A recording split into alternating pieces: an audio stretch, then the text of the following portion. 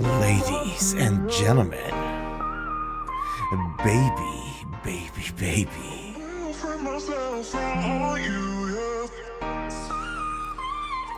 are you ready to get the most athletic guitar stream ever started? Oh, baby.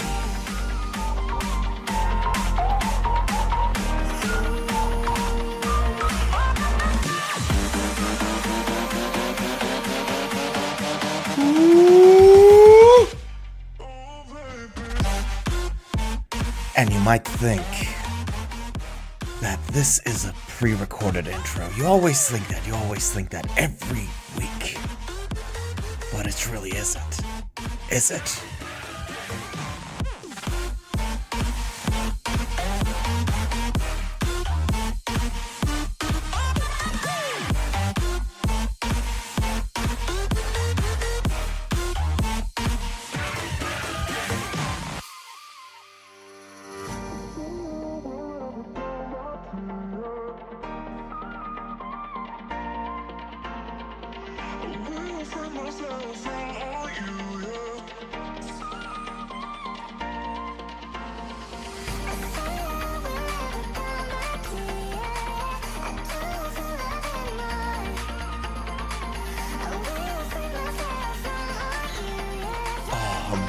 Baby.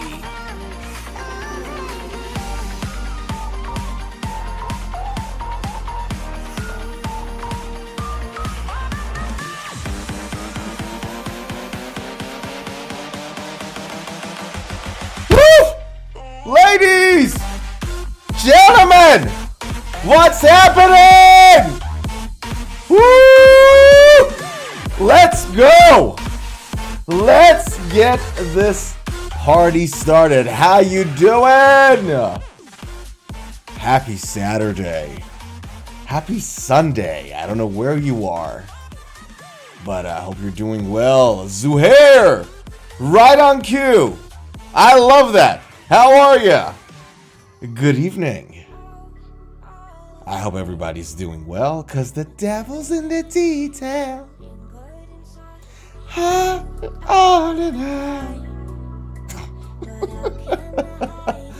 Happy Saturday, everybody. Happy Sunday if you're joining us from Australia or Japan. Happy Saturday to everybody else. Let us get this party started, shall we? Alright, I'll tell you guys one thing. My voice is going to be a little husky because I am recovering from a flu. So you'll see me, I'm going to be drinking a lot of coffee and Japanese green tea and water and all that jazz to keep myself going, okay? So forgive me for my husky voice today. With that said, boy oh boy, I gotta tell you, we have an awesome docket today. An awesome docket! Okay? Tell you what. So, first, we're gonna talk about some PRS mass layoffs. Not really mass layoffs, but layoffs. We're going to have a chat about that and then the current state of the guitar market. Then we're going to talk about a new limited edition Fender guitar. In fact, two of them. We're going to talk about them in two instances on the stream. We're going to talk about the band Trivium changing drummers as fast as I change my underwear after a sweaty day. Then we're going to talk about a new Ibanez signature guitar from a Japanese artist, which is interesting. And then some other guitar music news, actually. So there was 3 or 4 new musics that was released this week that I thought is pretty awesome. I wanted to let you know about it. And then Spiritbox, the band Spiritbox, did something that I've never seen before. And I was so proud of them for doing that. I loved it. So we're going to have a chat about those as well. Are you ready to get started, ladies and gents? Are you feeling athletic today? Before we start, I need to sort this out with you first. You might have had a long week. You might have had a long day. I need you to put all of that aside. I need you to feel the athleticism that you always had in you. for this stream to work. Otherwise, I'm going to be like, oh, whatever, this news, that news. And you guys are going to be like... In fact, let me show you a better angle of people that don't feel athletic, how they're going to look like. Have a look. Just going to sit there like, we don't want that. We don't want that. We want athleticism. What we want is you guys have the energy and then explode on the stream. That's what we want. We want you to explode. That's a good way to put it. So, with that said, let's get the party started. Zuhair says, I only heard of Spiritbox. Don't know them or their music. They are awesome, by the way. And I covered just one of their songs. So, if you don't know, I did this new video. I think I posted it yesterday on YouTube. And what we talked about there was that there is this website called Ultimate Guitar. I'm not sure if you're familiar with it. But ultimateguitar.com basically integrated AI in their tablets or playbacks. Right? And that made it really like awesome because now you can have like a whole band to play with you. But I just posted this, so check this out.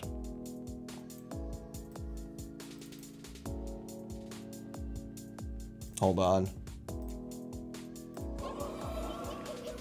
It's called Ultimate Guitar Tabs Now Sound Real, and it's scary. And it basically talks about the website ultimateguitar.com. And so these guys just came in and integrated AI. And so all the tab playbacks and audio playbacks and all that jazz, it sounds pretty realistic now comparing to the MIDI and the RSE engine they used to have. So if you guys want to know about it and how I sort of discuss the integration of AI and the impacts of it, have a listen to that video. You'll find some of the stuff interesting. Yeah. So it says, of course I'm used UG to get my guitar tabs for learning songs when starting out on guitar. Some weeks ago they began changing for even all of the free tabs, but I only lasted a week or so from what I saw. Now the free tabs are free again. People are complaining. Yeah, look, I wouldn't know. I am on a paid membership with these guys for like years now, at least 2-3 years if I'm not wrong. So I wouldn't know. I wasn't impacted by that. I heard some chatter about it, but I gotta tell you, like, it really is worth it for the money that I spend. Like, I don't know, $20 a whole year. I don't know. I don't remember how much it is, but the fact that you have AI playback now and all these tabs sound realistic is awesome. I gotta tell you, I was so excited. Like when I did some playbacks. Okay, so I told you all of that to tell you this, that I did cover one of Spiritbox's songs called Jaded. So Spiritbox got 2 songs that I really love. The first one is called Jaded. Here, let me show you. Give me a second.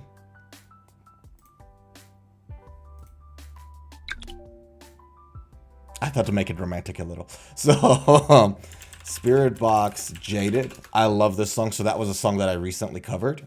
Check it out. And the other one is called Circle With Me.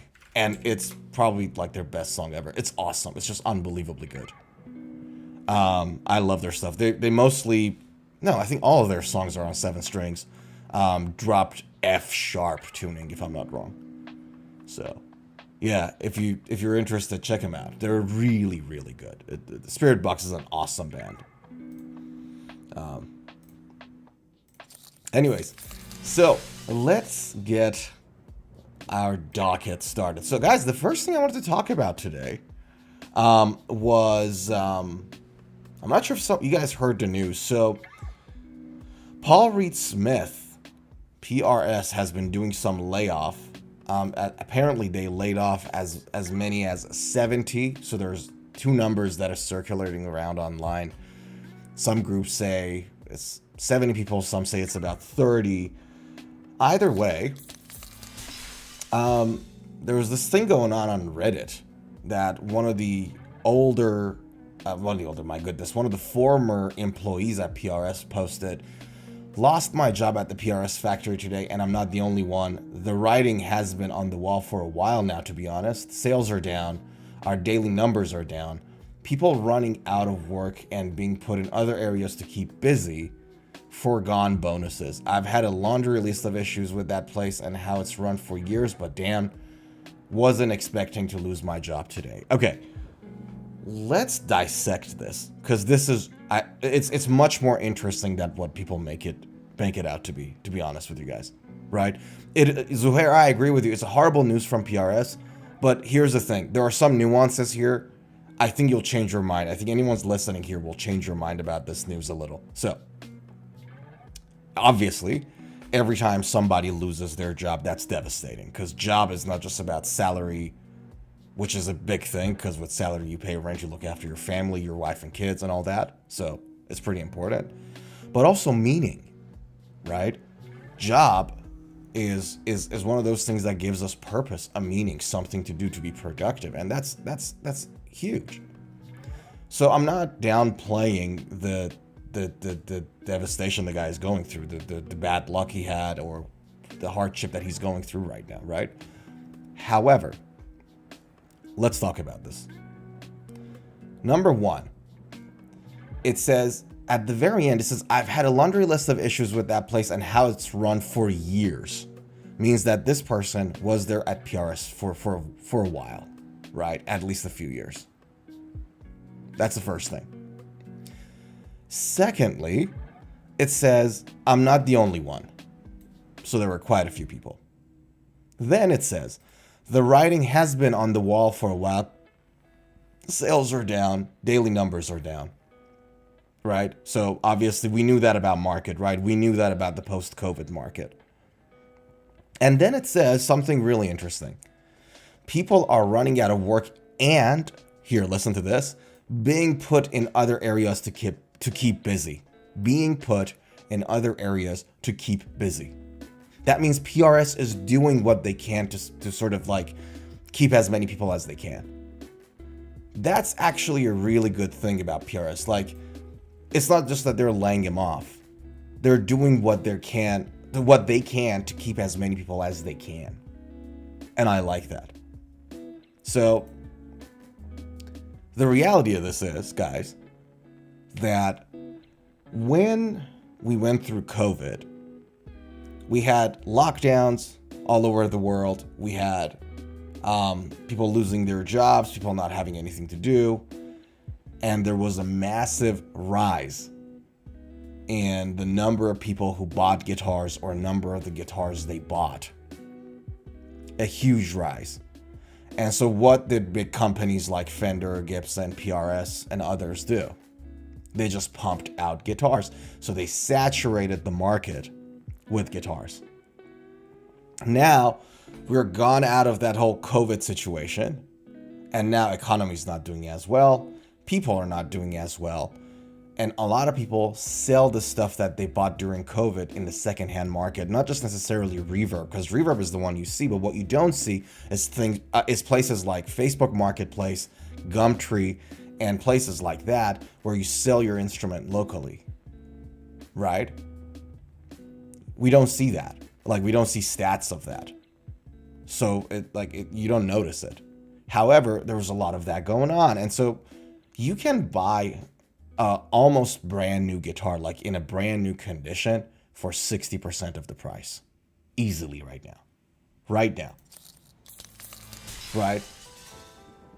If you just go to Facebook Marketplace today, I don't know, depending on the country you live in. I know we had, like, for example, a viewer from Bahrain, and he's like, look, there's not many options here. And I'm like, I'm sympathetic to that. I get it. It's not as big of a market as, you know, the United States or Japan or Australia. You get the point, right? Or Europe, for that matter. But if you're in one of these places, like, if you go to Facebook Marketplace right now, you can buy really good guitars, almost brand new condition, for 60-70% of the price. Why would you go and buy a brand new guitar then? If you're a repeat guitar purchaser, or if you know guitars, you can have a look at the guitar and figure out whether it's faulty or not, whether it's damaged, cracked or not. Does it play well or not? Right? And it's not a difficult thing to figure out. But if you can figure that out, that gives you the superpower of being able to buy a really good guitar, a damn good guitar, for a fraction of retail price. Okay, so now you're in a scenario where people are selling all their stuff secondhand, and now the secondhand market is saturated. Of course the sale numbers are down. It's not just PRS, that's everybody in the market. We've talked about this. Right. So that's what's really driving it. And then, you know, you're now adding like the whole situation with tariffs to it, where Indonesian tariffs, for example, were at 8% and now they're up to 20%. So anything that, for example, a company like Cortec produces, it's going to be a little bit more expensive if the companies decide to, you know, send some of that cost to the consumer, to transfer some of the cost to the consumer and not take it all to the chin. So this whole news about PRS is really not that surprising, to be honest with you, because obviously if you need to produce more, you need to hire more, and now the numbers are down because of the, you know, economy and everything, and you got to do what you got to do to keep the business running. But again, I just loved it about the fact that it says, look, they're being put in other areas to keep busy. That means like PRS was looking for an excuse to keep people. So again, it's unfortunate. I'm sorry for people who lost their jobs. I just can, you know, wish nothing but the best. Hopefully they can find another job or start their businesses and be successful. But Fender did this earlier on, and PRS is doing it now. If other big builders haven't done it yet, they'll be doing it. So it's that. It is that. So I thought, yeah, have a chat about this. I thought it was an interesting news. It really does confirm my assumptions about the market and my experience in the secondhand guitar marketplace. Zuhair says, you're looking crazy, but in a good way, with all that hair, like a total metalhead. I like it. I like it. Thank you.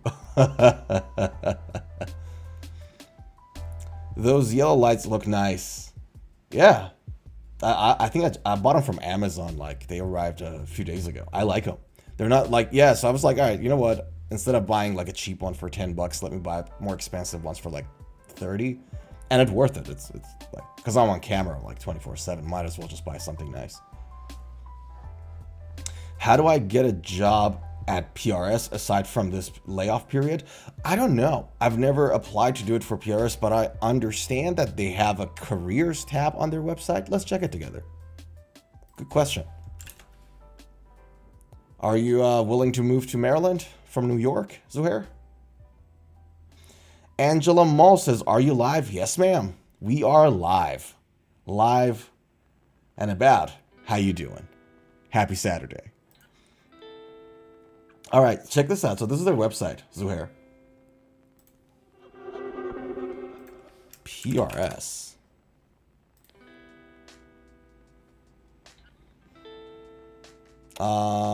Dealers support. I know, in their old website at least. There we go, careers. So if you really want to apply for a job at PRS, you can do it here, my guy. You got your employment benefits and what they're talking about and all that jazz and some information, yeah.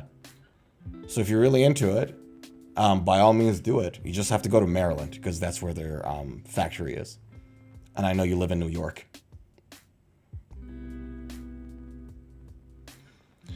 I believe I looked on their website, but there were 1 or 2 jobs in other states of the USA. Yeah, right. Look, to be honest with you, like, website is a good way to go. However, if you want a job, go hunt it. Don't wait to, like, don't look at website and whatever they put on their website or Indeed or Seek and all those stuff. Directly email the company, right? So if I wanted to just work at any whatever guitar, at any guitar workshop, I would be like, go online, right? But if you want specifically to work for a company like PRS, just email them. Say, hey, look, I want to come and work for you. You know what I mean? Sorry, guys. So, yeah, however, considering the fact that they're just doing like a layoff of 30 or 70 people, I wouldn't really place my bets on it. But still email them, right? you never know. Like, they may be like, just catch your details and then contact you later. Yeah. Yeah. Angela says, my nephew is playing acoustic guitar for a few weeks. Now just by ear. Can he ask some questions from you? Absolutely, Angela. That's what I'm here for.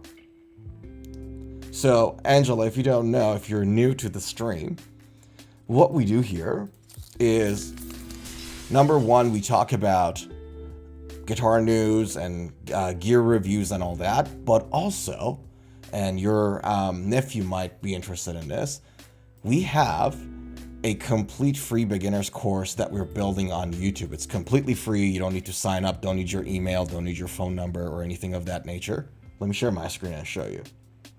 So, if you go to this playlist on my YouTube channel, there is this playlist called Free Beginners Guitar. It's a full course. Each video goes for like, say, 20-something minutes. We talk about playing, talk about music theory.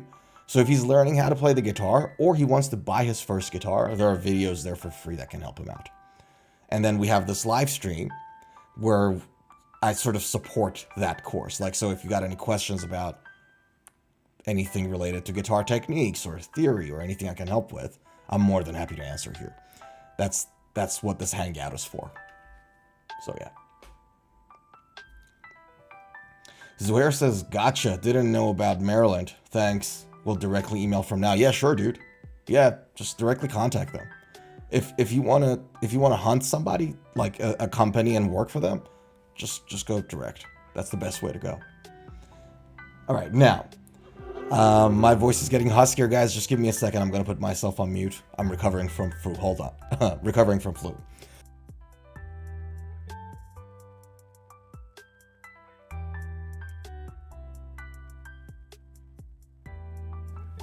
Sorry about that.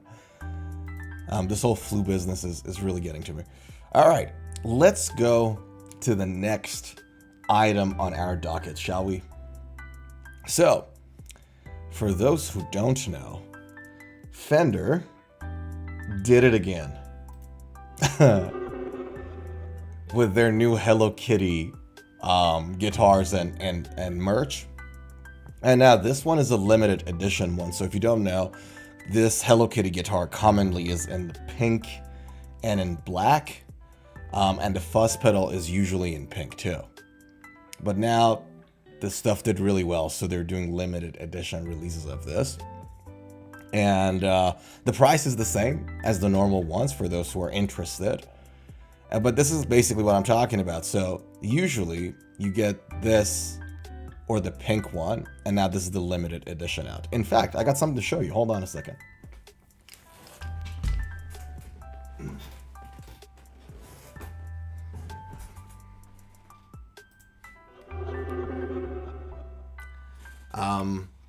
I might have bought one at some point, and I couldn't resist it, honestly. Like, it's a fun guitar. Tell you guys something though, like, it is in a more affordable range, but it's a really good guitar. Like, don't look at it. Like, I've covered like heavy metal songs with this. The bridge pickup can't take it, and the neck is awesome. So it's a really, like, I can recommend it if someone's interested, you know, in buying one of these first or second hand, as long as, you know, the second hand one is in good health. I can recommend it. It's awesome.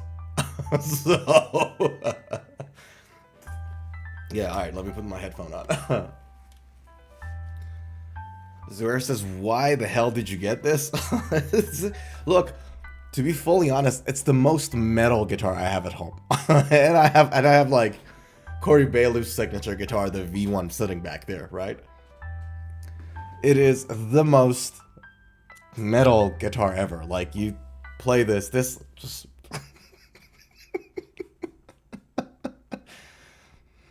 this is it's a good guitar. That's the thing. It's not a bad guitar at all. Like, you would think, oh, it's like a, you know, Squire. It's in a more affordable range, and it has all these Hello Kitty stuff on it, so the price tag goes up, but the quality is not that good, and it's a good guitar. I'm not gonna lie.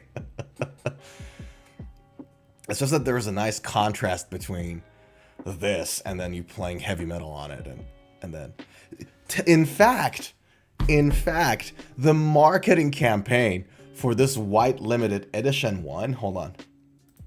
So this limited edition white one, right? The marketing campaign for it had a metal artist in it. Like, they only played metal, which is insane. That means like metal players are the main customers here, not like your high school or middle school girls, like junior high girls. Angela asks, is there a NASCAR one? NASCAR Squire? No. The only NASCAR guitar I can think of is the PRS Ed Sheeran limited edition that they did. So PRS, the company we were just talking about earlier, did a limited edition SE model, Indonesian made. And that one was, I think, a NASCAR or an F1 version of their SE guitar. It was a semi-hollow. See if I can find it. Give me a second.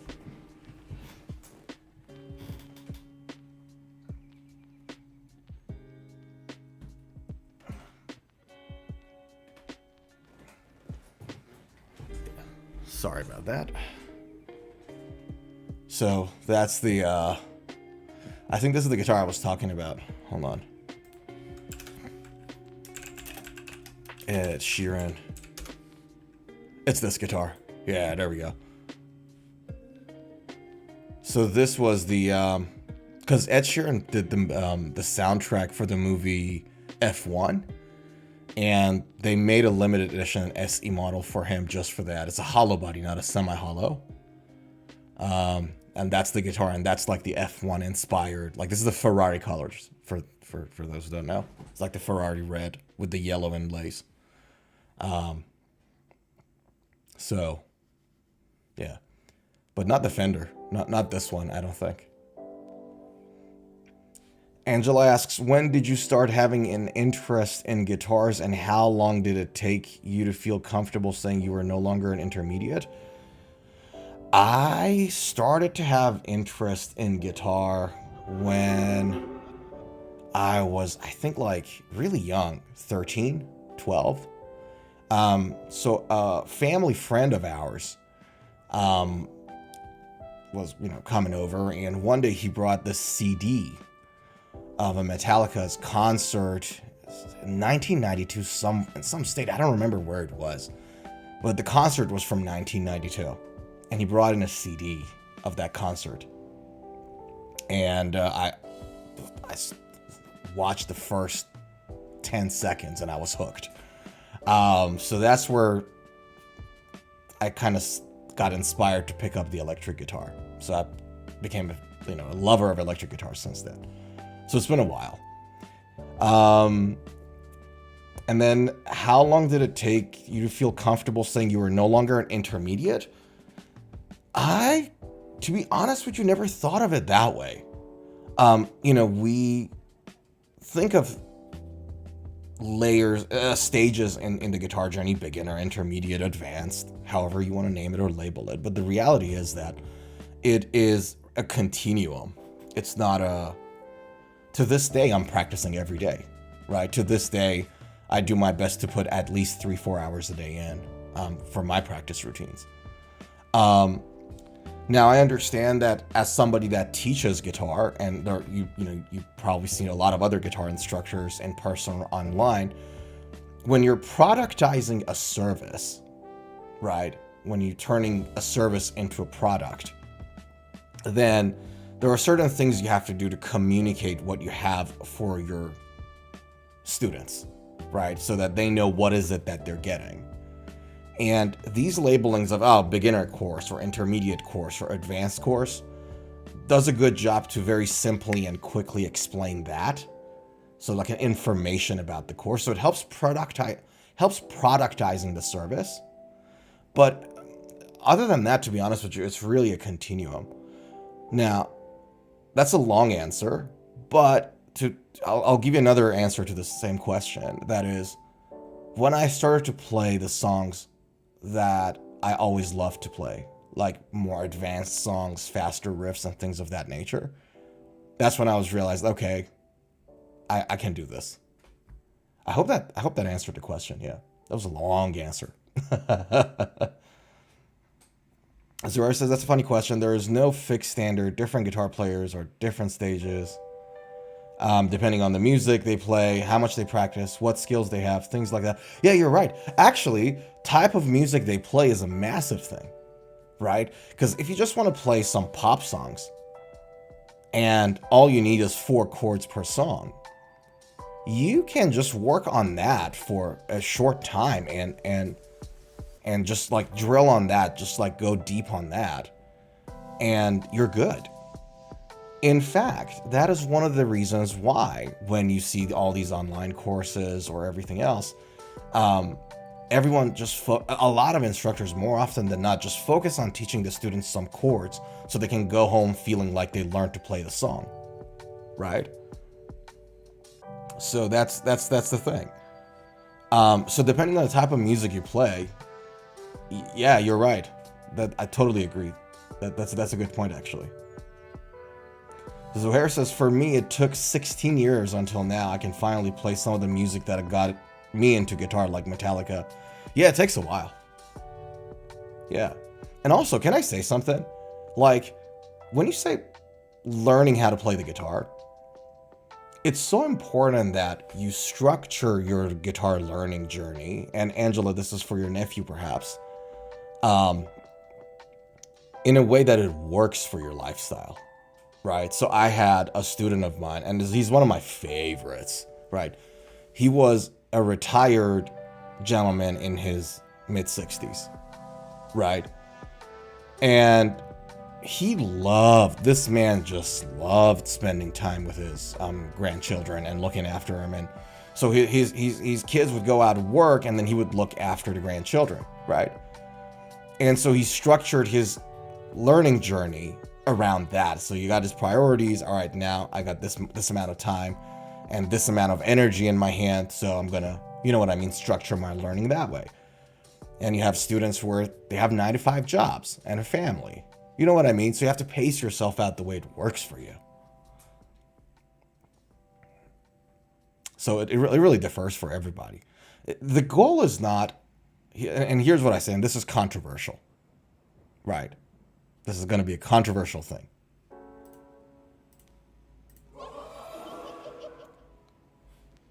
It's not how well or how fast you can play.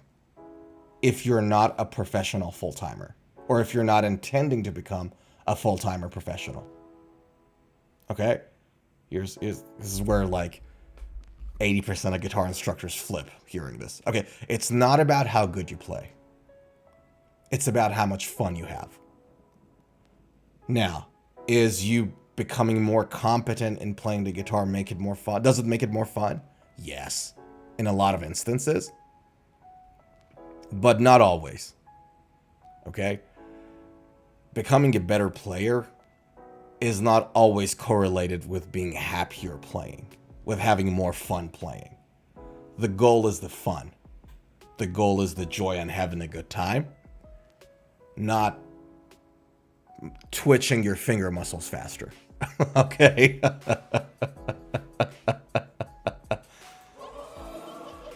I just thought to make that distinction very clear. The person who has the most fun with the guitar has won, not the one that plays the fastest. I know session musicians, I know professional people, they do this full time, they teach full time, they gig full time. And I can think of a person right now. He is miserable. And that's not the life you want. Yeah. So, yes, it's important to become better and more competent at playing guitar if that's what you like, and that's what you enjoy. But just understand that the end goal is the fun, not the why is he miserable? I don't know 100%. I have my guesses. I have my thoughts on it based on what I know of him. I think part of it is that it feels like for him that this is not something that, first of all, he can't do forever. Right? Like, touring and gigging all the time is mostly a young guy's game. And I understand, like, there are people like Nuno Betancourt that they still gig at 60 or in their 50s or whatever not.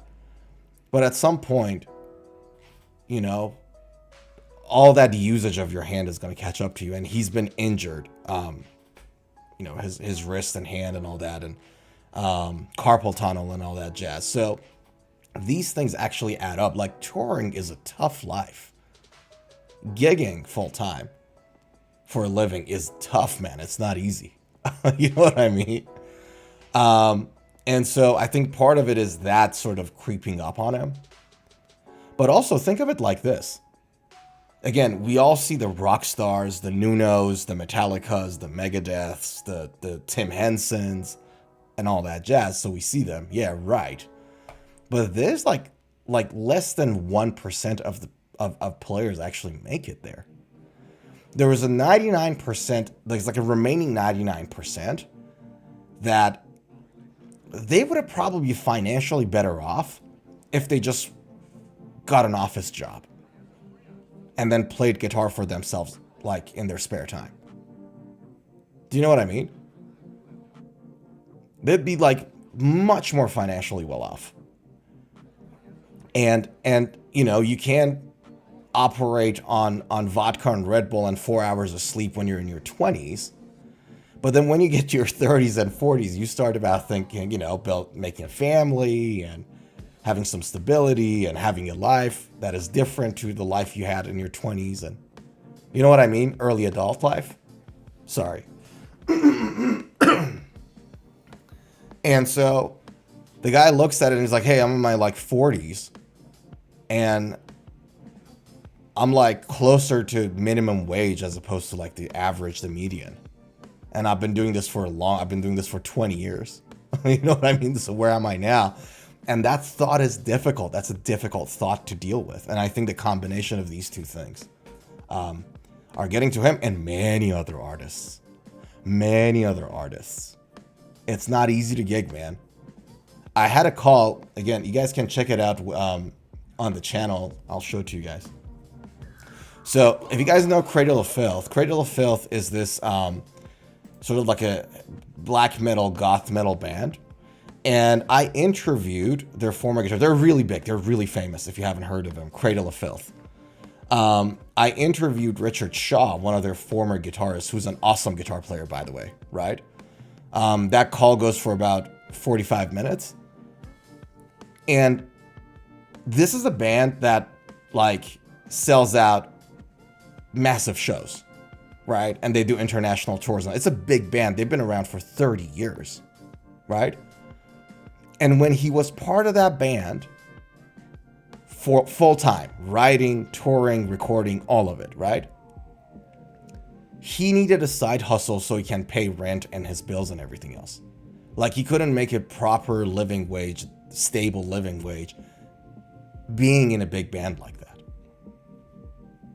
So if you guys are interested, it's an interesting conversation I had with Richard. And Richard Shaw, by the way, is awesome. He's a class act, kind, very friendly. So check that interview out if you're interested. But I said all of this to say that it's a tough life. It's not easy. Yeah. Angela says, it's the nephew. I got an acoustic guitar from Ollie's. Would it hold up until I get my electric guitar? Yeah, look. If the guitar is healthy and you got it from a reputable store and they've done their QCs on it and all that jazz, you should be okay. Especially with like more betterment of technology these days, CNC machines and AI integration and all that jazz. You can get affordable stuff with a really good like quality. So Zuhair says, and that was a lot of hard work and effort to keep playing live and keep it going. Yes, sir. 100%. Is Absence of Frost or something their song? I don't know if it is. I haven't heard it, man. Yeah. Shaolin. Hi. Shaolin says, as one who was 5 years in a band, it can suck. The ego, the drama, just trying to keep a lineup well was hell. We spent 2 years just dealing with players leaving and joining. Oh God. Yeah. That's another aspect of it nobody talks about. It's a difficult thing to. Can I say something? One more thing I'll add to that, and Shaolin has a great point there. Like, keeping it together is difficult, and in early days there is no proof of concept that something can actually really work. So the thing that glues everybody together is even weaker, is even looser.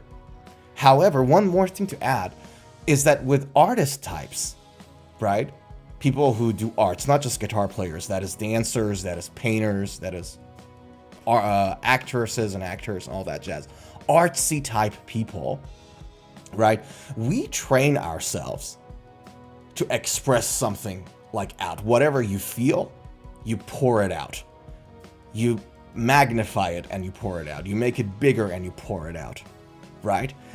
That's the exact opposite of the thing you need to keep a business going, to run a business and to have co-workers and you can operate in harmony, right? Because if everyone's pouring what they feel out, it's guaranteed to create some tensions and contrasts and fights at points. And this artsy crowd, more often than not always, is not good at running it. Is not good at operating in a business format.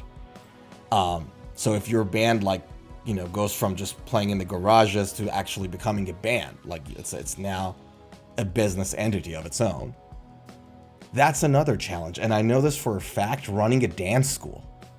So for those who don't know, I ran my own dance school. I was a dancer for 12 years, right? And one of the hardest things to do in the business wasn't the marketing. It wasn't bringing new people in, though it has challenges, right? The biggest challenge I had at times was dealing with the instructor that I hired. Like, these people have no clue how business worked. And they are so expressive about how they feel about something right away. Whereas when you run a business and when you're in a scenario like that, you want to think on what you say. You want to sit on it a little. You want to, right? And you want to understand that the way you express something, the way you say something has an impact on the other person.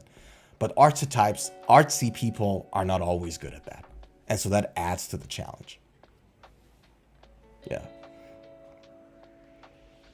Shaolin says, worst part, we were all friends. Ah, God damn it. That sucks. Sorry, pal. Worst part, we were all friends. I just read that bit and I knew what the next bit of it is. But to read the second half of it, we were all friends before the band. Now we hardly ever talk to each other. I'm so sorry. That sucks. That really sucks. Because I know I've had bands with my friends and I had the same happening to me. I'm so sorry, man. It's bitter. If you actually like your friends there. And I remember in one of the bands, I actually really liked the drummer. He was a really good friend of mine. And yeah.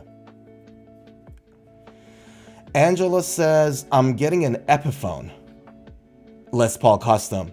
I don't know why it says Epione. Epiphones are pretty good. Yeah. So Epiphone is, for those that don't know, is the more affordable model of Gibson. And they're very good guitars. So just get it from a reputable store, Angela. Just get it from a reputable store and make sure to do a good quality control on it. Because usually when you buy a guitar from a good store, they take it to the back, their technicians have a look, and they have this thing that they do check boxes on it and all that jazz, and you should be good. Yeah. So that's the thing. Angela says, also, can you please play a riff you recommend I try to learn?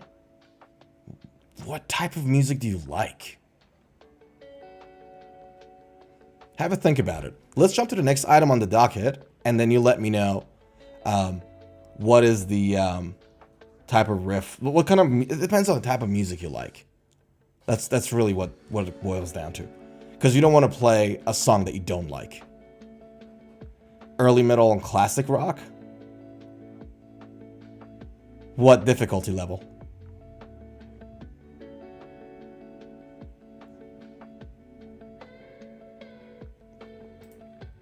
That's a consideration. Yeah. I'll get to you on that.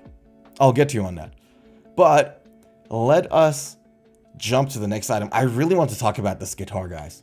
Tell you guys, do you guys know much about Japanese hard rock bands? Baby metal, everybody knows baby metal. I thought some of you guys might be interested in seeing this. Check this out. So Ibanez partnered up with Hazouki from Namafala.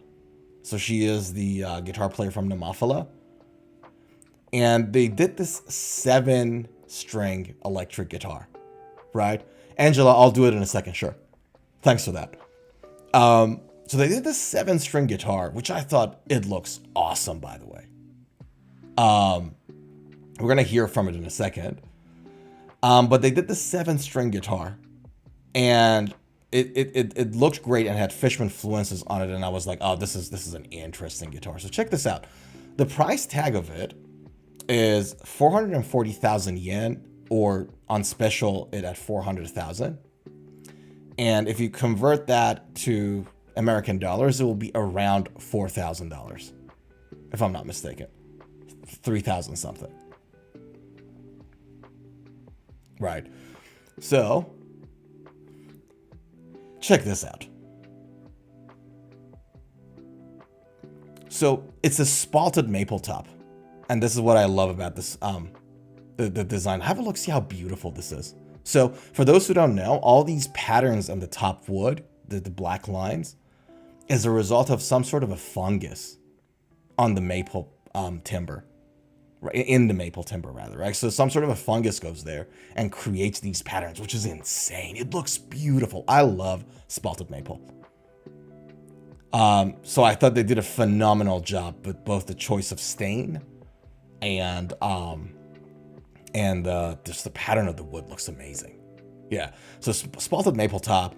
It's a 7-string with a Floyd Rose, which I'm not a fan of, because usually tuning that 7th string or 8th string, like your more bass, like thicker string, lower strings, right? Tuning of those is a little difficult. It's harder to keep them in tune, and locking nut obviously helps with it. However, setting that guitar up and tuning it on that 7th string is going to be a difficult task. So I'm not a biggest fan of floating bridges on 7, 8, or 9 string, like extended range string guitars. But nevertheless, as you would expect on a 7-string guitar, it has a nice reinforced neck. So this is probably maple and walnut, and I won't be surprised if there's carbon rod reinforcements there. It's a bolt-on neck, so your neck is screwed to your body, and it has active Fishman fluence pickups there, which is pretty good. Like, Fishman fluence is really winning it these days. So, hey, let's have a chat about the specs. I really like this. Before we get there, let me stop the music and just hear the guitar a little. Check this out. Hold on.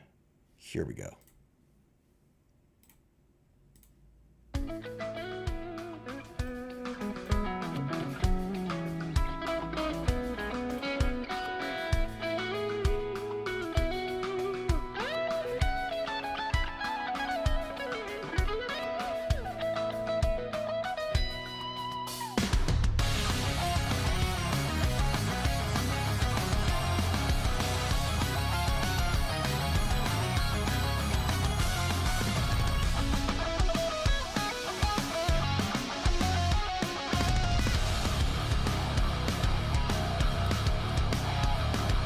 It's really good.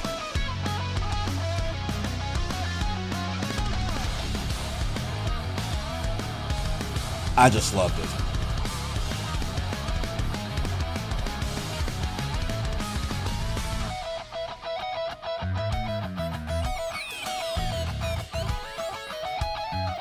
So that's how the guitar sounds like. And the thing is, this is the thing that I see more and more often in Japanese rock and metal bands. Stuff is extremely musical. The stuff is really musical, and there's always some changes in the music, one way or the other. Like, so many elements are just brought in and taken out. So many shifts in mood of the songs, like halfway through. So it's really musically rich. So I thought like that was like really interesting. Yeah. Zoair says, I know Loudness, a Japanese band, rock heavy metal. Yeah. Shaolin says, she's great, light touch on the strings, but must admit the new style sound almost computer generated, but great skill. Yeah, I know. I think we have Tim Henson to blame for that. You're right. Like actual playing of the guitar is converging, and for a lot of artists, it's converging closer and closer to computer generated music. You're absolutely right. Yeah, it's nice, and it takes a lot of skill to do it. Obviously, right? It's not a thing that you can always do. So check this out. This is the specs of the guitar. So I was right. It's a 7-piece maple. Oh, it's wenge. It's not walnut. So I was not right. Completely, was I? It's a 7 or 5-piece maple wenge neck, spalted maple top with alder body. Okay. So with alder, that's a nice bright kind of tone we're getting out of that. A rosewood fretboard, offset mother of pearl dot inlays, jumbo stainless steel frets. We like that. We like stainless steel. Prestige fret edge treatment. So basically, guys, what that means is that the side of the the sides of your frets are basically edge treated, so they're rounded up. Gives a really nice smooth feeling. So that's kind of nice. Low Pro Edge 7 tremolo bridge. Talked about that. Fishman Fluence modern humbuckers, ceramic on the neck, and same thing in the bridge. I think I have the same pickups on my LTD guitar at home. It comes with the standard B factory tuning. It comes with 956 string gouges, so it's nice. They're sticking to 956. Locking nut, chrome hardware, and what's the fretboard radius? What's 430 millimeters, guys, in inches? Is that 12 inches? 430? Inch to, oops, actually, centimeter to inch. What is that? That's not, all right, let's go AI mode. I am going to ask, in a guitar, what does fretboard radius this convert to in inches?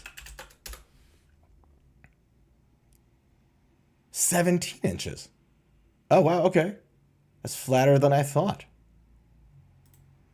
Interesting. I thought it was like 12 inches or something. 17 inches in fretboard radius. Sounds a little weird. You don't see 17 inches often. But it's pretty flat. And not surprising, because she shreds. She's not like only a chord player or something like that, like a strummer. She's you know. And with Fishman Fluence, obviously you can change voicings of your pickups pretty nice. So you get what, like 10 different combos, 5 different combos?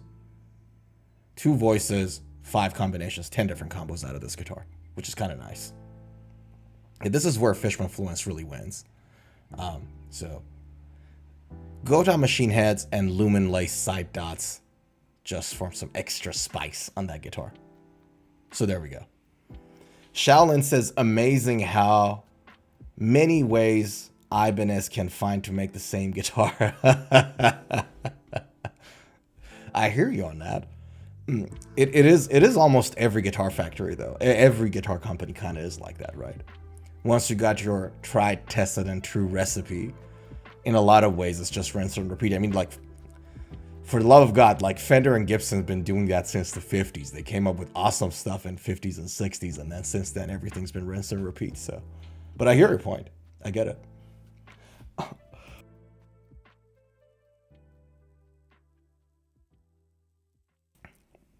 Beg your pardon for a second.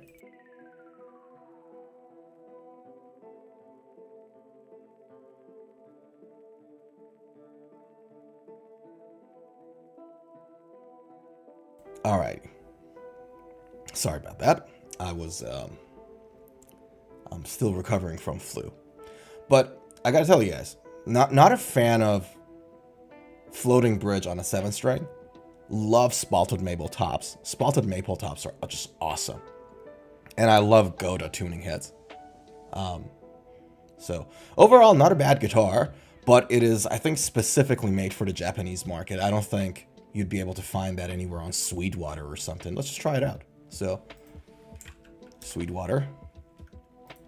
I highly doubt it. Like, I'll be surprised if Sweetwater has it, for example. Ibanez. Nope, they don't. Yeah, it is, I think, one of those things that's specifically for the Japanese market. Because it is for Hazouki from Namafala, and they're a Japanese band. But I'm seeing more and more of these signature guitars for the Japanese artists, right? Not long ago, PRS did a signature guitar for Kanami Tono from Bandmate. So there's some movements there. I like it. Now, Ibanez is a Japanese company, so not a surprise there. But if like a company like PRS does it, that's a slightly different deal, if you know what I mean. Okay, so let's stop the music for a second and let me bring a guitar, because we had a question from Angela. Early metal or classic rock, from 1 to 10, give me a 5. Okay, so give me a second.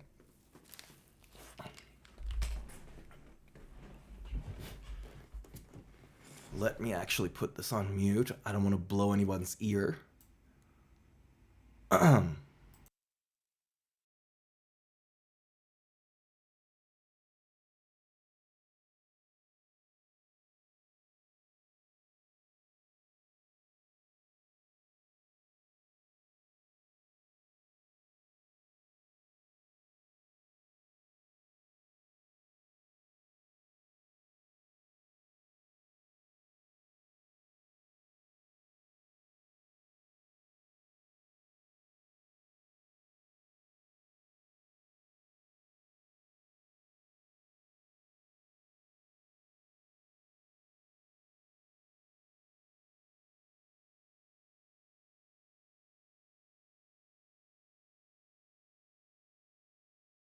Thanks for your patience. Allow me to set this up. I was not prepared to play today. All right. Nor I have warmed up. So let's see what we can make out of this. Give me 1 second.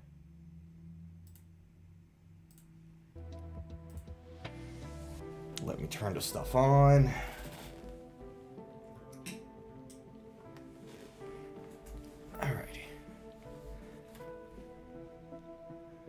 And here we go. All right, what do we got here? Hold on a second. Give me a second, ladies and gentlemen. We are gonna see if we can make something happen here. All right, can you guys hear this? It's a bit loud for me, but is it too loud for you guys? Is the question. Can I get some feedback from the audience on YouTube and on Twitch? Is the guitar too loud right now? And we are going to maybe, hold on, increase this to maybe extra 5 decibels. I think that's better. Okay, so something in the middle in early metal and classic rock. Here's one of the earlier metal songs that I like to teach to people. That's a nice N4. Thank you, sir. It's one of my favorites. It's really fun to play. It sounds great. It feels great. Okay, one of the earlier metal songs or hard rock songs that I like to teach is Metallica's "Sad But True." Like that, just starting riff, right? I used to be able to I covered the solo a few times too, like on video somewhere. But this is the riff that I like to teach, like for people who want to get their foot into metal and they just learned the power chords and everything else. This is what I like to teach. So let me mute my microphone so you only hear the guitar from the source. And this is how it sounds like. It's "Sad But True" by Metallica.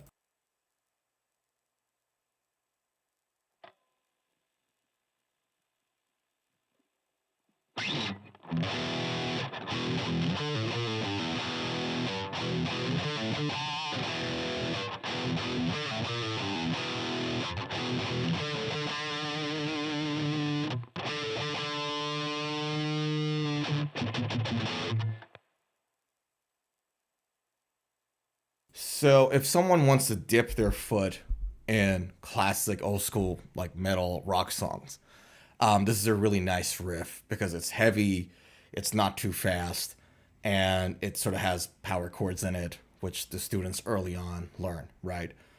So like that's one of the ones that I would recommend learning. It's a nice song, and the solo is not that bad either. I don't remember the exact solo, to be honest with you. It's been a while since I played it last. But the solo is not that hard either to start with. Kirk Hammett's solos are very much pentatonic blues based. So if someone's familiar with these two scales and modes, they would have not that hard of a time to play. Right. Now, if someone wants to go a little harder on riffs and you want something that is old school, like rock and roll, but it's more modern, Extreme has this song called #Rebel that came out, I think, 2-3 years ago in their latest album called Six. And I think that's a really good song to play. Thanks, Zuhair. Take care, pal. I'll see you around. Appreciate you. Might drop by later, might not. Fair enough, man. If you come in, love to see you. If not, have a great weekend. So, like, there was a nice riff for this song called #Rebel by Extreme that is...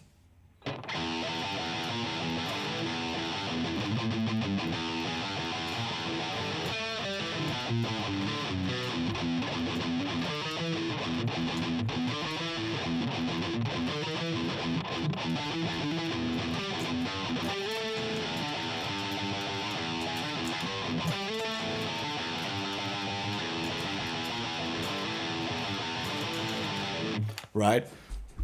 And so I can't believe I forgot to mute my microphone. Sorry about the bad sound, guys, because you probably heard it from two sources. But Extreme song #Rebel is really nice to sort of like play around with. And it's easy to learn, and you can actually, one of the things I love to do is to actually go on YouTube, find that song, and actually play with it. Check this out. Extreme #Rebel, right? And I'm going to share my screen in a second so you guys can see what I'm talking about. And I'm going to put my mic on mute again. Sorry about the previous not putting it on mute. Hey, Doroteo, how are you, pal? Happy Saturday. Been a while. Hope you're well. All right. So this is what I like to do. So, Angela, once he learns, for example, once your nephew, for example, learns the riff for #Rebel from Extreme, for example, let's just say he wants to go for it just as an assumption so we can continue. Then he can actually play it with the song on YouTube. Like, so I'll play it for you.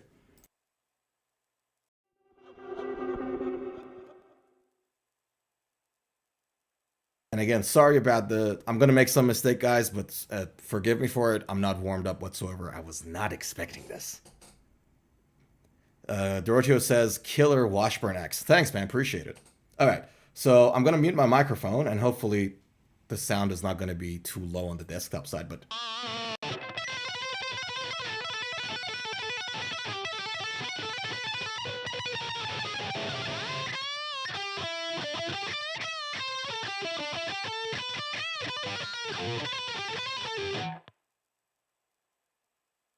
Shouldn't play when you're not warmed up, but you get the idea, right? So the idea is that it's a lot. The solo bit is oftentimes a lot harder to play than the actual normal riff. So you don't necessarily have to play the whole song. You can just pick up the part that you like, play it over and over again, and then slow down the solo part and just learn that. And then you can eventually speed it up in about, say, half a year time or a year time or whatever. And sometimes it takes long, man. You'll be able to make it. That's the idea. Hope that helped. And again, my sincere apologies to everybody who had to hear what I just did. I should maybe warm up before my streams from now on for requests like this. I'll be able to play a little better. So yeah. Let me give me a second. All right, let me put the guitar back where it was. I'll be right back.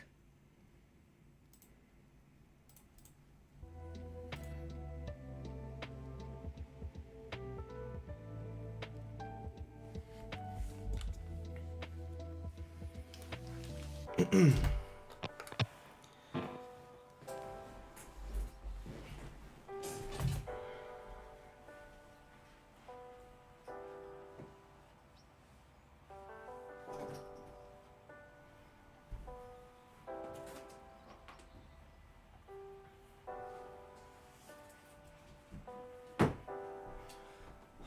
right.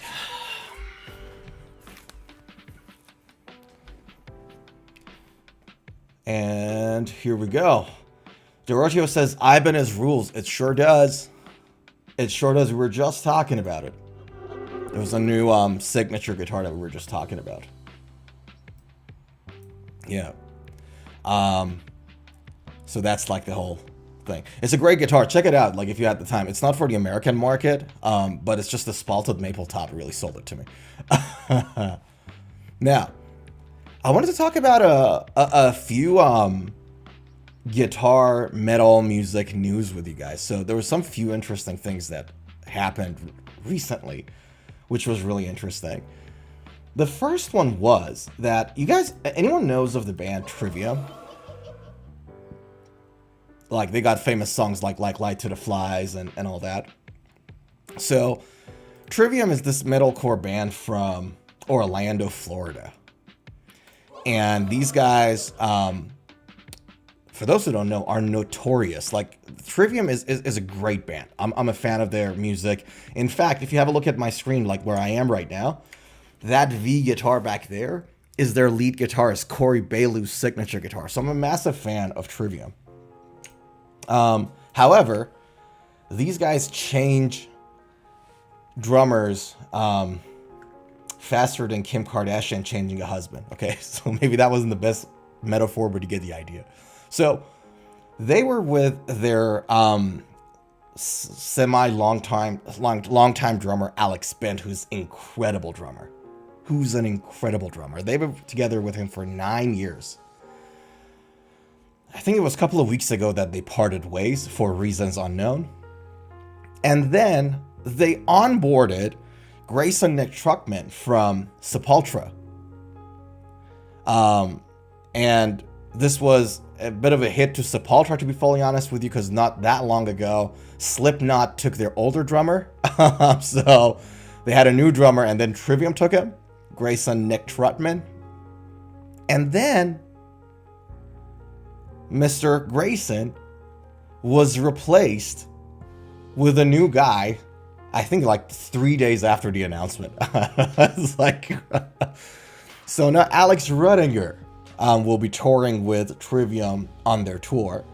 And that was like really interesting. That was like a funny thing to me because I think Trivium had like the main top 3 guys for the longest time.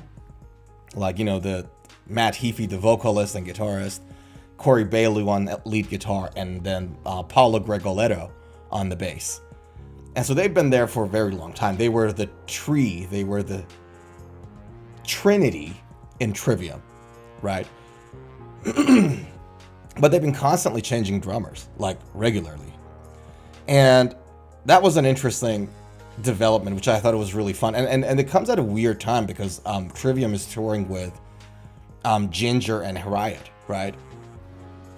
And I thought that's a pretty funny thing. And speaks to this whole situation with new musicians joining like long-time bands, right? You see that all the time. Cradle of Filth went through a drama like this. Big bands like Dimmu Borgir go through dramas like this. Bands that surround one personality, like Marilyn Manson, go through this a lot too. And this is where the whole thing starts. And I think this is where the whole thing starts. You have a band that's starting, and some people leave, and then you have like 1, 2, or 3 people left there. And so they are left there for the longest, right? Obviously, because of that, their pay structure is in their benefit. So like as they work more, you know, they get a bigger share. And then once that is fixed, then it becomes a matter of percentage of the profits, right? So that's all well and good. But then the problem is when a new person joins in. So when they have a new drummer, and then the next new drummer, and then the next new drummer coming in. That new drummer especially it's a drummer. It's not a vocalist, right? It's not seen in front of the band. It's not going to be responsible for bringing that many ticket sales in, right? Because obviously they're new to that band and there's just a drummer. They're not going to be bringing that many people in to watch them, so they're not going to be responsible for selling that many tickets, which means that their pay structure is going to be a little challenged for them, a little not as well paid as the other people that are in the band. And it kind of makes sense, right? Like, the more money you bring in, the more you get paid. And then obviously you have the older band members who've been there, stayed through the thick and thin of it with the band, and they deserve to be better compensated than somebody who just jumped on the thing. You know what I mean?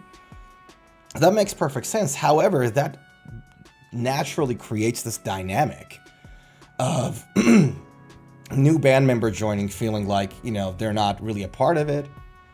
They don't have any stake in it, and they're not as well paid. So it's harder to keep a dynamic going like that. So it's not a surprise that Trivium changed 3 drummers in the past month. You know what I mean? Like, that 3 people on the drums with them for like past 3 months. It's not a surprise at all. It sort of goes back to what Shaolin said earlier on about keeping a band together. Yeah. So that was like an interesting development. I thought it was worth mentioning because I like Trivium, but they just can't keep a band together for the drummer. Doroteo says Megadeth changes guitarists like changing socks. Yeah, but they do that. I think it's the band dynamic, but also Dave Mustaine is crazy. He's a great guitar player. That's crazy on the guitar, but the man is special. Shaolin said, I disagree. If you have 4 guys in a band, they should all get equal share. If it works the way you described, then no wonder they keep changing drummers. Yeah, they keep changing drummers. That's how it actually works. That's the reason why bands like, sorry, man, I just got a flu. Give me a second.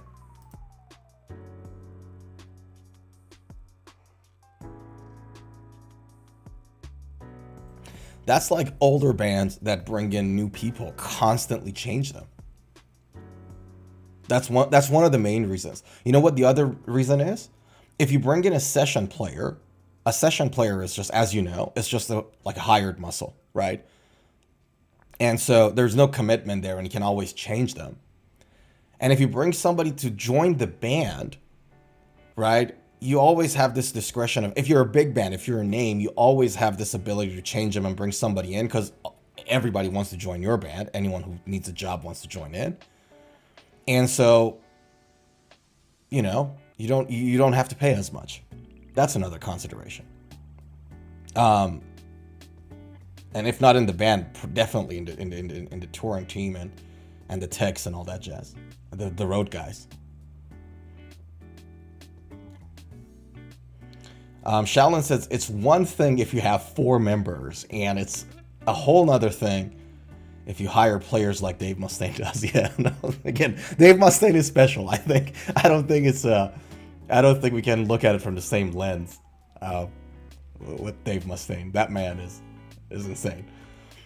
Zack Wylde pretty much does everything in his band, and other players are just there to play his music. Yeah. So there we go. I wonder, like, every time I see a photo of Zack Wylde, I'm like, man, that guy's keeping in shape, by the way. I don't know whether he's on TRT or not, but boy, those muscles look good. Those arms. Have you guys seen, like, a photo of Zack? Well, hold on. Zack Wylde arms.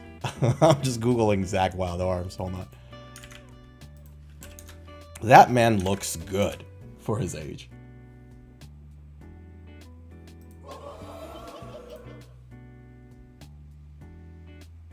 I mean, this is... How good is that? Let me make this bigger.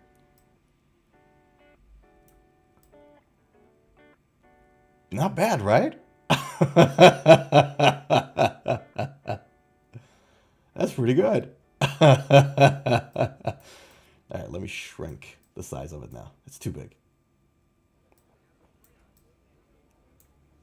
And you guys now can see the inner working of this page. You can see the blue background.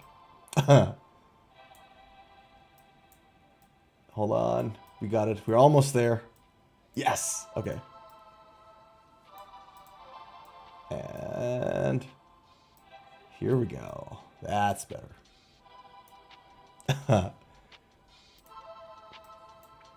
Shaolin says, well, he used to be in shape in his 20s. Now he no longer drinks, so he's thinner. Ah, right, okay. Yeah, more muscle definition. That's an old photo, I think, from when he was with Gibson. That's not recent. Yeah, you're right. That's a Gibson headstock. How about this?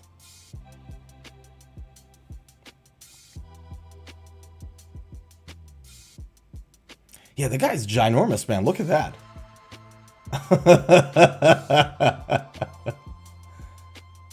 Yeah, look at that. We like it. We like it a lot. Like, I have a problem. Like a guitar player shouldn't be skinny, lanky, pale, just like whatever. You can have athletic electric guitar players. And I like that. I like that a lot. Gotta tell you. So, that was one piece of guitar news that I thought it was interesting.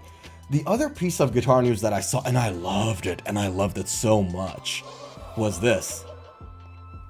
So, Spiritbox, the band we talked about a little earlier at the beginning of the stream, they started this interactive map that what it does, it like pings local businesses that they go in different stops of their tour. So like literally there's a map and it pings, it flags where they go, like where they're dine, where the hotel is, all these local businesses that they actually go to themselves. They ping it on that map. And I was like, that's such a great idea. That's such a great idea. Not only it promotes those venues, like the places that they go to, not only it helps those small businesses out, but also it creates so much goodwill for the band. Because what do you think? Like, so the next time the band is in town, if, you know, there's a poster of that band, do you think those businesses that they helped will, you know, are willing to actually put their poster on the wall, on the glass? Of course they will, right? They're trying to help out too. Like, you know, they help each other out. And so I thought that's a great idea, right? And also, it's like it makes touring more productive for any city. Like, you know, it's like always the case, you know, like for example, when capital cities of different countries all compete to, you know, have the Olympics hosted in their city or have some other big event hosted in their city, because that brings a lot of money in. And so does this.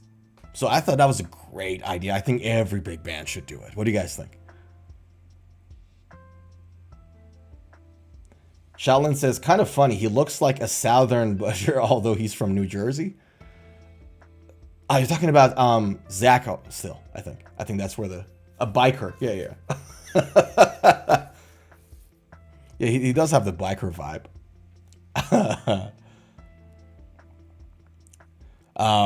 So yeah, that was the other piece of news that I thought that was really good. The third piece of news, if anyone's familiar with Bad Omens, which is a metal band, they just released a new song a couple of days ago. Check this out, Bad Omens. It's called Dying to Love. It came out 3 days ago and it's already 1.3 million views. It's an awesome song. Check that out if you guys are into Bad Omens, more modern, more melodic metal. So that's pretty fun. And then the Japanese band Bandmade. It's a sort of like a girl band from Japan. Did this new music called Present Perfect, and it's insane. It's heavily musical. Too many elements in there, like so many elements in that song, and it just constantly changes phase. So if you guys into that, check that out. And then lastly, on the music side, Poppy came out with a new song, which is very melodic. It's called Unravel. It's extremely melodic, so if you're into that, check that out as well. like, her voice is great, by the way. I really like her voice. Poppy is amazing. So if anyone's into any of these bands, Poppy, pretty metal, but this one's really melodic. Bandmate, it's a Japanese rock. Bad Omens, again, modern melodic metal. Check those songs out. You're gonna have a good time with them, I think. So yeah. All right. Shall we jump to our next item on the docket? Shall we do that? Because you guys know the brand Gretch. For those who know the brand Gretch. Gretch Guitars is a subsidiary now of Fender Musical Instrument Corp, FMIC. But they used to be their own thing, but now they're owned by Fender's investors. But Gretch came out with this. It's not a new model, but it's a new release. So the Gretch Electromatic CVT is a modern reinterpretation of the 60s Corvette model, featuring a double-cut solid mahogany body, beveled contours, bolt-on mahogany neck, with a performance C profile, thin fender, Laurel fingerboard, wraparound tailpiece for the bridge, and then dual humbucking pickup with Alnico 5 magnets, nice and bright. We like that, right? So they released this new model, which I thought it was really interesting. There was a couple of features about this guitar that you don't see like in many places. So I thought for those of you who enjoy, more sort of like old school stuff, bluesy stuff, Gretch, if you like that, you'd be interested to hear about it, because this guitar is 700 Aussie dollars, so that's about 500 US dollars if I'm not mistaken. So let's check it on Sweetwater. It should be around 500 if Sweetwater has it. Well, there we go. I'll be damned. 420. I'll take back what I said. It's 420 US dollars. And it's an interesting guitar. I really, there's a few things about it that I really like. So for example, the first thing you notice is it got this classic Gretch inlays, which I really like. For some reason, I found it really simple and elegant. The side inlays that they've got there. Right. Dorothea says, breaking all the rules. In which way? You mean the inlays? If you meant the inlays, you're absolutely right. I love what they did with the inlays there. And their guitars are like that. A lot of their guitars are like that, right? So that's the first thing I really liked about it. The second thing I liked about it, have a look at the positioning of your strap button. Because the horn is contoured this way, the strap button has sort of like a downwards pointing strap button, as opposed to it being completely horizontal and pointing to the right. So instead of pointing to east, it kind of goes southeast. And that does wonders for those of you who like to play standing and you move your guitar around and you don't want to have anything locking on it. You just, use that strap button there. It actually reduces the chances of your guitar getting detached from your strap. So that's a really nice feature there. I actually really like it. Right? So it's not at the tip, it's down there. Right? Which I thought that was pretty good. Now check this out. It has a mahogany body beveled contour, so a contoured body for $400 is good. You don't get it often, right? So if you go with like more affordable Fender models, right? Like a more affordable Telecaster, for example, or a Les Paul, you don't get that kind of contours and curvature and beveled bodies in them at a $400 range. So this is pretty good value. I like it. Right? You have this scale length, which is pretty special. So 24.6. So that's a short scale guitar. It's not 24.9. It's not 25 or 25 and a half. It's actually slightly more short scale than that. So that's pretty interesting in that sense. And No down tuning on this guitar, probably, with the standard 942 strings or 1052. There's only so low you can go with this one. But I guess if you buy a Gretch and you play, like, say, jazz or blues or something like that, you oftentimes don't down tune. You really stick to the standard tuning, right? I guess you can go for a thicker gadget string and down tune a little, but this is for standard. That guitar is for standard tuning. Just the guitar itself and the audience that'll probably buy it. Now, here's the thing.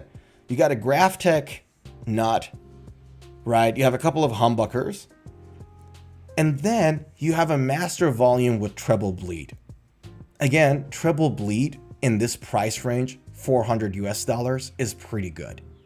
And for those of you who don't know what treble bleed is, so treble bleed is you adding a capacitor and sometimes a capacitor and a resistor to the internal wiring of your guitar. And what that does is, without a treble bleed, when you reduce the volume of your guitar, so when you turn the volume knob, hold on. There we go. Right? So when you turn the volume knob down, what happens without treble bleed is that as the volume reduces, as the volume goes down, the brightness goes away. So you get less brightness with less volume. Okay? When you add that capacitor or sometimes capacitor or resistor combo, treble bleed, what that does, it helps your guitar maintain its brightness, tone brightness, as you reduce the volume. Does that make sense? It's a really nice feature, but it requires extra work on the electronics because the capacitor resistors are dirt cheap, like 1 cent even. Like if you buy in bulk, I think you can buy them for like a cent or two from China, right? So it's not the cost of that. It's just the additional effort required to put that in. It's not that effortful either. Like people do it at home all the time. But it's a nice feature that this guitar has. And I just want to point it out because more often than not, like I know what's that Indian made, like that's like the best example this year for all the guitars that came out this year. BC Rich Gunslinger, the Indian made, affordable made, BC Rich Gunslinger is for like $900 and it sucks. It's so bad. This guitar already at $400 is kicking ass. Like I love the features here. So it speaks to the fact that like more expensive guitar doesn't always mean better, right? But if you look at this specs here, just looking at what you have, just the design of the, the strap button, the design of your neck, you have 2 humbuckers, you have treble bleed, and you have good tone woods on the guitar. You got a mahogany maple and the body is contoured too. That's pretty good value for $400.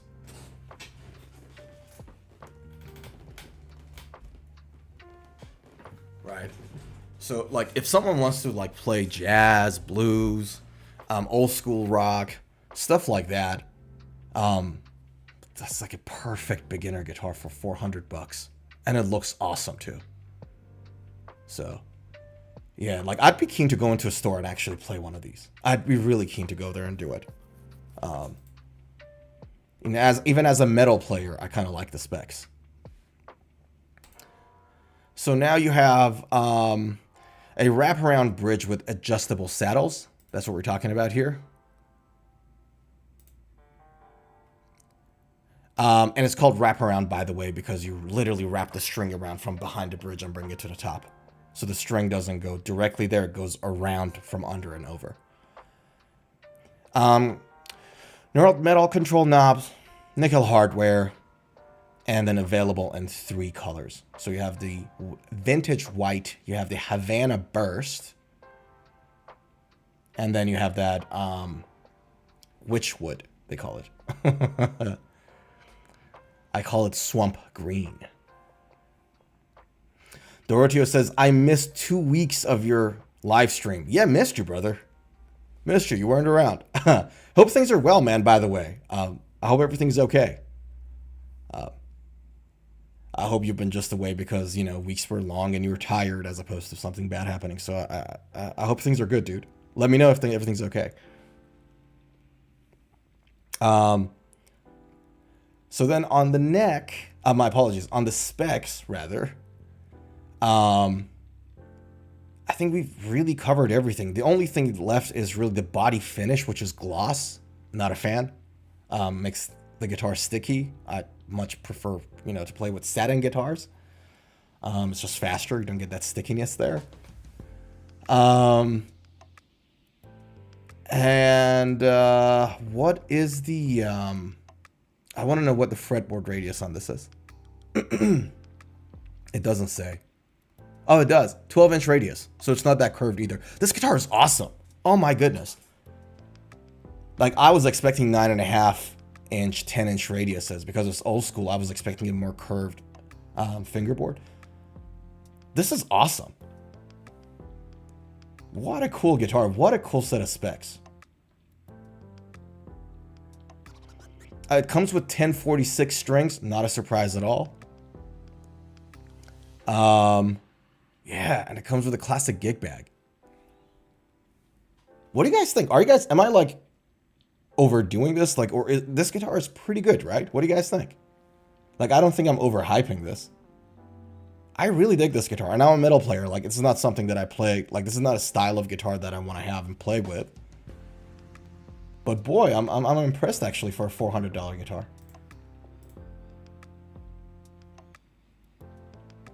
Like, what more do you want? Yeah, this is awesome.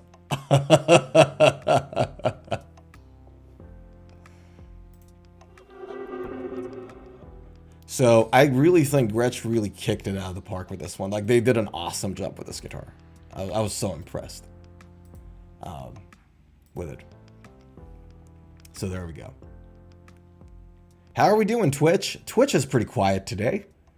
On YouTube, our friends coming on and chit-chatting with us and all that, which is great because I love to see everybody.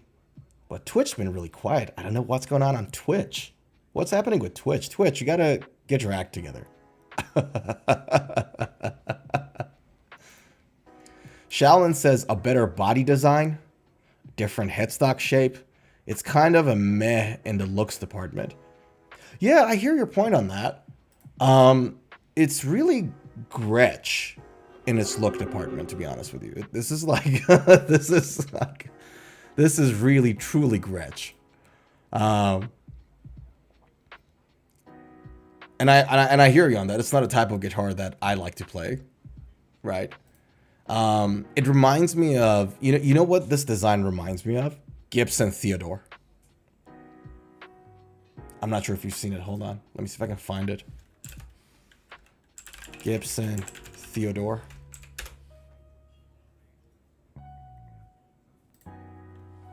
It reminds me of this for some reason.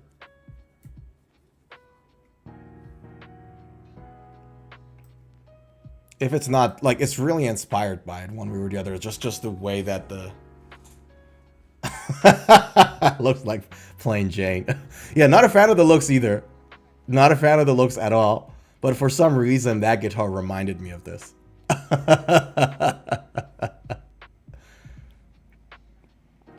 It looks like a driven over PRS mirror. Yeah, I never liked the mirrors.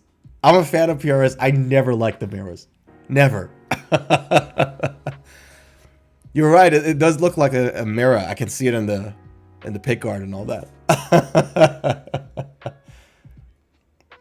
You guys are being really harsh with Gretch today.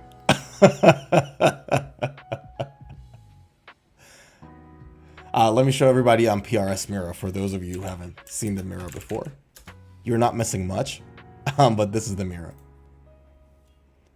And the pickguard, that whoosh on the pickguard is one of the similarities, and I absolutely don't like it. Absolutely not a fan of it. I don't like mirrors. Doroteo says, Shaolin, that was a good joke about PRS. Yeah, so Doroteo is not a fan of PRS, and he gets upset every time I talk about PRS. Yeah. Speaking of favorite guitars, Doroteo, is there a new are there any new Chapman releases out there? Because usually September, October, November, usually guitar brands start to sort of like put stuff out, or at least announced it in preparation for NOM in Jan. Are there any new Chapman guitars, I wonder? They've been quiet. I haven't heard anything from Bob Chapman himself. What do we have here? Do we have any new announcements out? Any new... No, it looks like the same models. I don't think they've announced their new, like, New Year's models yet. Yeah. I don't think they have. I'd be keen to see what Chapman does this year. I'd be really keen to see what Chapman does this year. This year, and the reason for that is because this year a lot of YouTube personalities, a lot of people on YouTube, content creators, jumped on creating their new guitar. I know on Otera did the Otera guitars. I forgot the other guy's name. He started his own brand. There were like 2 or 3 big YouTubers that actually started their own brand of guitars.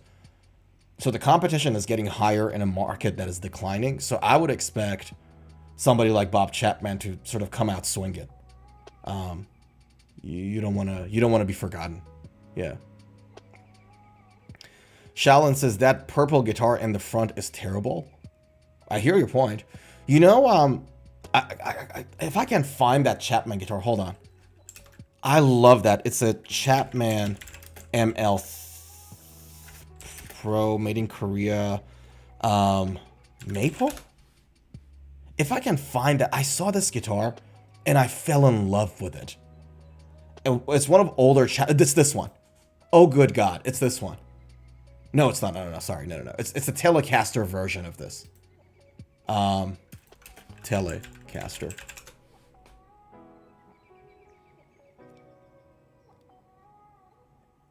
If I can find that, I adore that guitar. The design of it is just so good.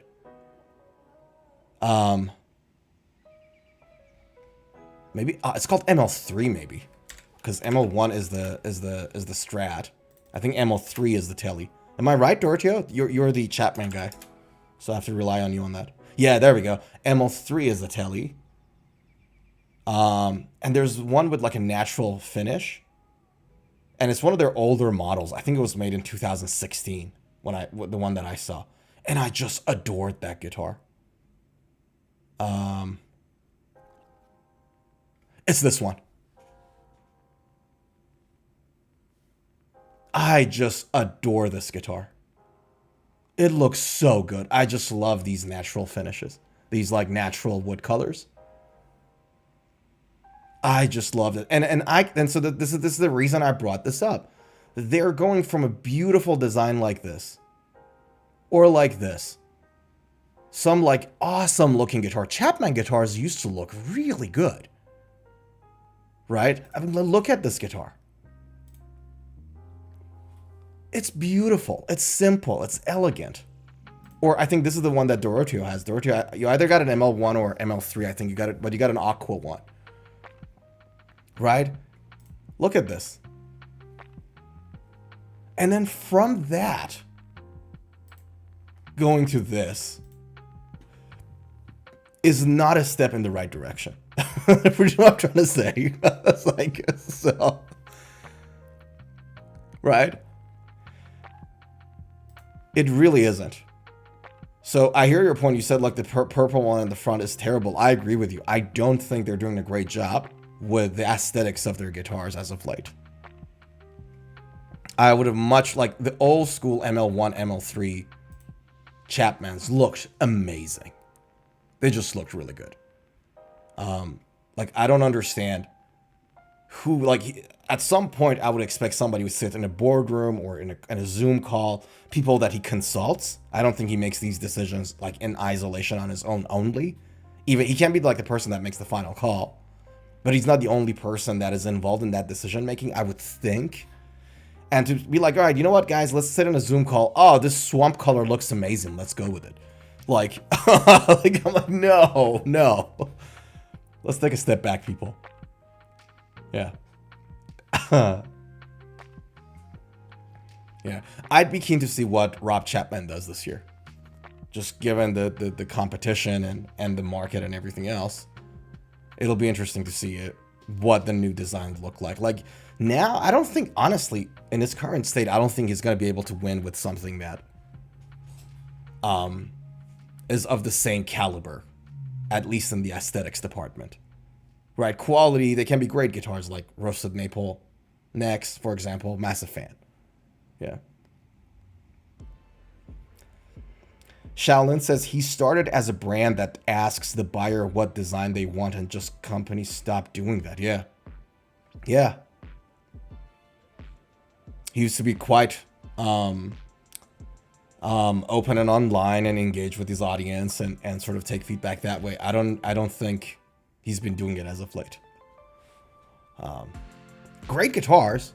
It's just I don't understand why and why change ML1 and ML3? Everybody, we all knew the ML1 and ML3. Like, we knew ML, Monkey Lord, was Chapman. Like, why change it? Yeah. So, we do not know. It is, Rob Chapman is like the Force. It works in mysterious ways. Ay, ay, ay. Here, check this out. I found that guitar. This guitar was the one just by accident. Look at that. This is the one I was looking for. Isn't it beautiful? Isn't it athletic? It looks so good. I don't know. Like, I just find it extremely attractive.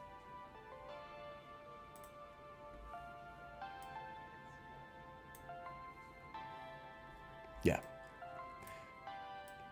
And then from that, going to swamp colors. It's like green swamp. Frog green. We're going to call our new model's color. Frog green, ladies and gentlemen.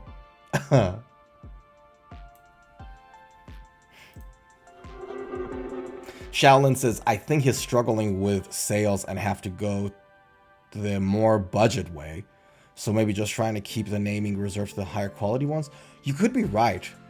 I don't know that for a fact, one way or the other, so you could absolutely be right about it. But the thing is, like, when it comes to making decisions about staining of your guitar, there's no significant price difference to those colors themselves. The work that is involved is, for example, if you want to make it a burst, right? That involves additional effort, so that'll change your OPEX, your operation costs, and your training, your staff, and obviously your production cost, right? So I hear you on that. But making the decision to go from like if this smoke burst, instead of being this frog swamp color, it was like a normal sunburst, for example. I'm just pulling the color out, right? It wouldn't cost them more. Right? Or this guitar is colored. Why not just go with that same this guitar? Right? And now obviously with a guitar like this one is actually more expensive because the top wood should look good. You either have to have a good looking top wood or a good looking veneer, so that adds to the cost as opposed to just painting on top of the guitar. So you don't have to worry about the aesthetics of the toned wood. So I get that. But I mean, yeah, better colors, right? Like, look at this. Yeah. Shaolin says it's just colors. It's not just colors. It's the materials, construction, which factory uses, level of quality control. Not just the colors. You're absolutely right. I agree with you. Zohair, welcome back. So is a midweek Tuesday stream coming? Yes, it is. Can't wait to see you sometime during the week. Thanks, brother. Appreciate it. Yes, we're going to have additional streams coming in. I've just been planning for it. So I announced it last week. We haven't had it this week because I'm working on it. I'm planning stuff out. And then we'll probably do it in a week or two, max. So yes, there'll be more coming. And that's a good thing because it increases my bandwidth to talk about like more guitar lessons and music itself, not so much like gear and all that. So that I'll give you guys another content we have in pipeline. I'm actually chasing guitars right now. So I'm trying to find really cheap destroyed guitars, and I want to fix them and just make him good and then give it away for free to somebody that needs it. And that I'm looking out for, like, I'm trying to find guitars in my local market that are damaged, that are destroyed, so we can actually fix them, right? The problem is, it turns out that finding damaged guitars is a lot more harder. It's a lot more difficult than buying finding a functional guitar. I think part of it is because people just throw the cheap, destroyed guitars away. Nobody resells them because no one would buy, I guess. As opposed to like somebody like me who would be like, I want to fix it, give it to me, right? Because I have all the equipment at home. I have soldering stuff. I have my files, and I have my sands and all that, sandpaper and all that. Just I got everything. Like I can fix this stuff at home. But it's really hard to find a damaged guitar that I can buy in the market. Where says for free? Boy, you're a kind one. I charge a bit. Yeah, like, because the thing is, like you buy a guitar for like $50. You know, you fix it, you have fun with it, you make content out of it, everybody sees and enjoys the process. Because it's really meditative. One thing I noticed, and I noticed it from my the Jackson video, which, you know, in which I fixed my Jackson guitar's neck and all that. It's so meditative, it's so calming, and I know some people that have watched it sort of had the same feeling about it. They found it calming too. So it's a win-win, right? And if somebody is in need, like I was thinking, because we have local like music schools, and I bet you that there's going to be some kid there that uses the school's guitars because they can't afford to buy one. And I was thinking maybe I can just contact them and say, hey, do you have a student that can't afford a guitar? And I can give that guitar to them. Because I remember when I was young, I always loved to have an electric guitar, and I could never have it. And the first guitar I bought was a third-hand Strat, Samick Strat, that only 1 out of 3 pickups were working. And the guy was just trying to get rid of it. Like, that's the best I could afford. And I was like 19 at the time. So I understand what a pain it is to not be able to afford having a guitar if you love playing guitar. So I thought it's a nice thing to do. It's not much of a money, right? And we have fun with the guitar already. So yeah, if I can find something like $60, $50, $70, they're trying to get rid of it, and it's like damaged and all that, I can just fix it and make it good, and then set it up, put some new strings on it, and then send it out. Yeah. And then Zuhair, earlier you said these guitars remind me of Harley Benton guitars. What, the Chapmans? These ones? Hold on. Which Harley Benton are you specifically talking about?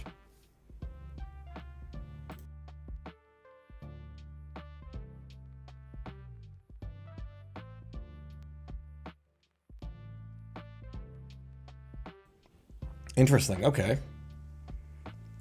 I'm off tomorrow, no work at all. Gonna spend it on guitar playing. Oh, that's good. That's a good evening.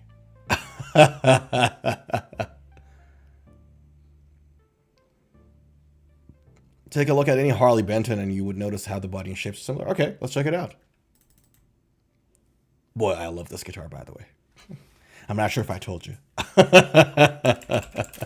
Harley Benton. All right, let's look at their more recent models.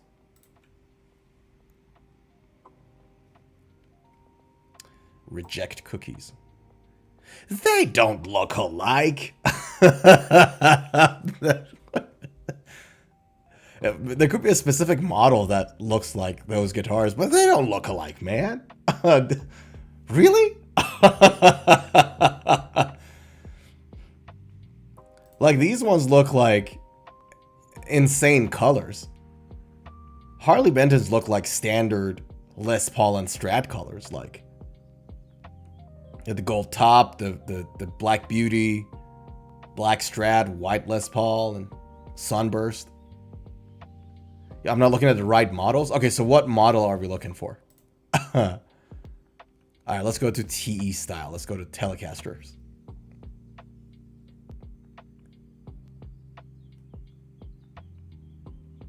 They don't look alike. I don't know what you... Okay, the only one that kind of looks like it, like those guitars, is this one with the sort of round top. But the only reason that it has that round top is because it's a hollow body guitar. So it kind of resembles this, sort of the top of the top wood, if you know what I mean. Okay, let's look at another model. Double cut?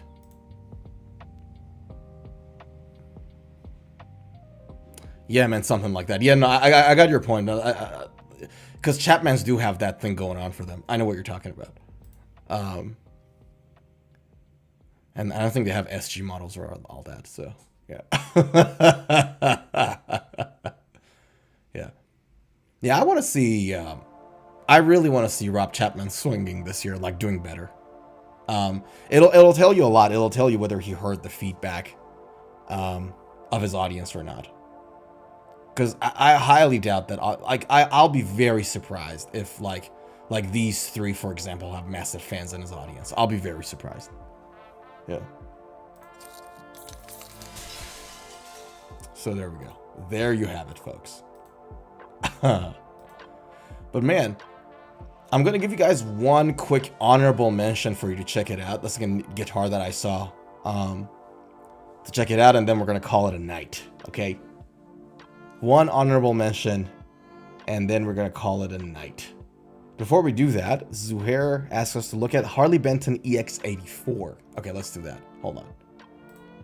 I haven't closed the Harley Benton page yet. EX84 is your... Ooh. Ooh. Oh, no, it's not it. Okay, never mind. I found it. It's this. Yeah. That is really going after ESP's Explorer model, isn't it? The James Hetfield model. It's really similar to that. I like it. I'm not a fan of Explorer, like this shape in general, but I kind of like it. I like what they've done here.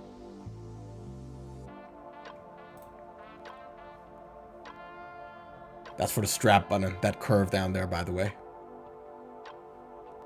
So that allows your strap button to move in towards the inside of the body of the guitar a lot easier. So when you put it around, it makes it a little bit more ergonomic. That curve, that cut. Set neck, nice neck hug. Active pickups. Not a big fan of the headstock, but that's okay. Harley Benton tuners. Where is this made, I wonder? Hold on. Korea? Is that what it says?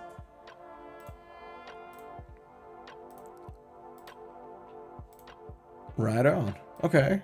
What do we have here? Mahogany body, ebony fretboard, set neck, white dots, slim taper C. Compound neck thickness, 12-inch radius. 24.7 scale. What's up with these short scale guitars we see on the stream today? We had this a couple of streams ago, everything was more than 25.5, and now everything is less than 24.9. But the pickups is the classic. See, I said James Hetfield at the beginning. Like, I wasn't that far off, was I? EMG 8160s. Like, that's classic Metallica EMG combination. That's like thrash metal EMG combination for the pickups. 8160s. Oh, man. Look at that. Yeah, that is that is James Hetfield. That's like for the audience, for the people that, for the audience that doesn't know, that's where they're going for. Like that's the buyers they're going for. Zuhair says, "Good night, Sorenzo. Always nice talking to you. Nice talking to you, brother. Have a good night." Not a fan of the headstock too much either. Yeah, there we go. Have a good night. Enjoy playing that guitar, baby. Have fun with it. That's the way to go, because we live one life, is what I say. Just one life, man. All these seconds ain't gonna come back. We ain't getting any younger. Pick up the guitar and play and have fun with it. Just immerse yourself in it when you can. Swear to God. There will be a time when we get too old and we won't be able to like play. Arthritis, pain, and just getting old. And you regret all the seconds you could have had fun with your guitar and you didn't. Like, just cherish these seconds, man. Swear to God. Like, it comes from the bottom of my heart when I say this. It comes from here when I say this. So I hope you have a lot of fun with your guitar tonight, baby. Do it. Do it. All right. I have one quick honorable mention of electric guitars on the stream. Then we're going to call it a day, okay? Check this out. So, Japan Fender, generally speaking, does a really good job coming. Like, it does a much better job than Fender America. I said Japan America. Let me say what I said again from the beginning.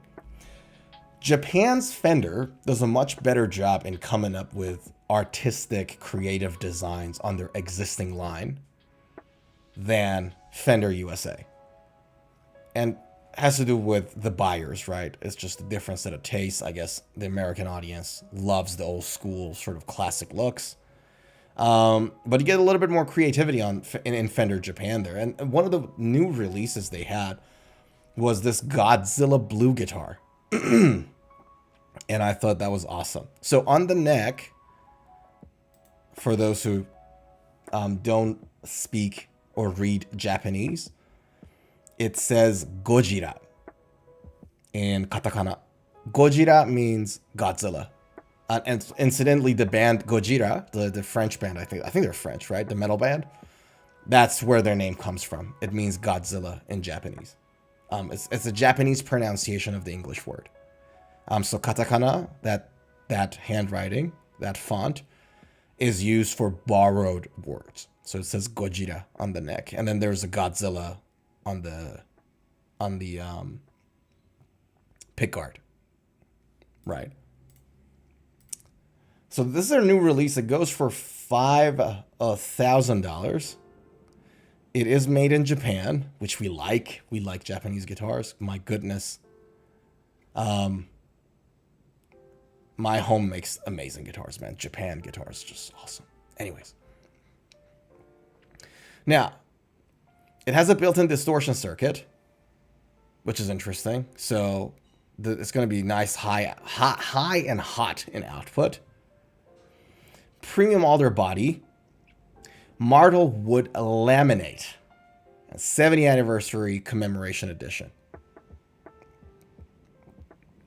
And it's a special model born from the collaboration between the globally popular tokusatsu monster movie series Godzilla, which celebrated its 70th anniversary in 2024 since the 1954 film release, and Fender Stratocaster, which also celebrated its 70th anniversary in 2024.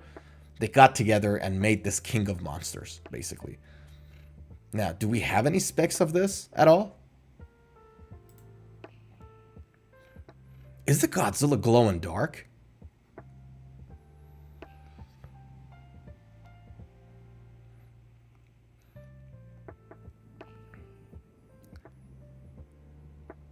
Stained in deep blue, finished with a gloss coating.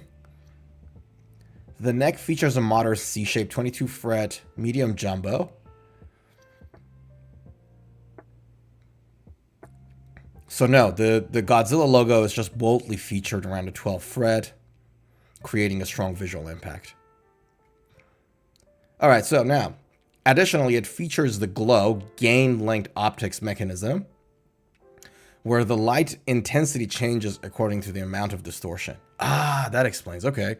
So it has an inbuilt distortion system, and the higher the inbuilt distortion goes, the differently it changes how the body glows. So it changes how the guitar body glows, basically. That's interesting. Light intensity changes according to the amount of distortion. This causes Godzilla's dorsal fins designed on the pickguard to illuminate, with the light intensity increasing as distortion increases. Ah, okay, I can see what they've done there. So as you increase the intensity of the circuit inside the guitar, there's LED probably behind this.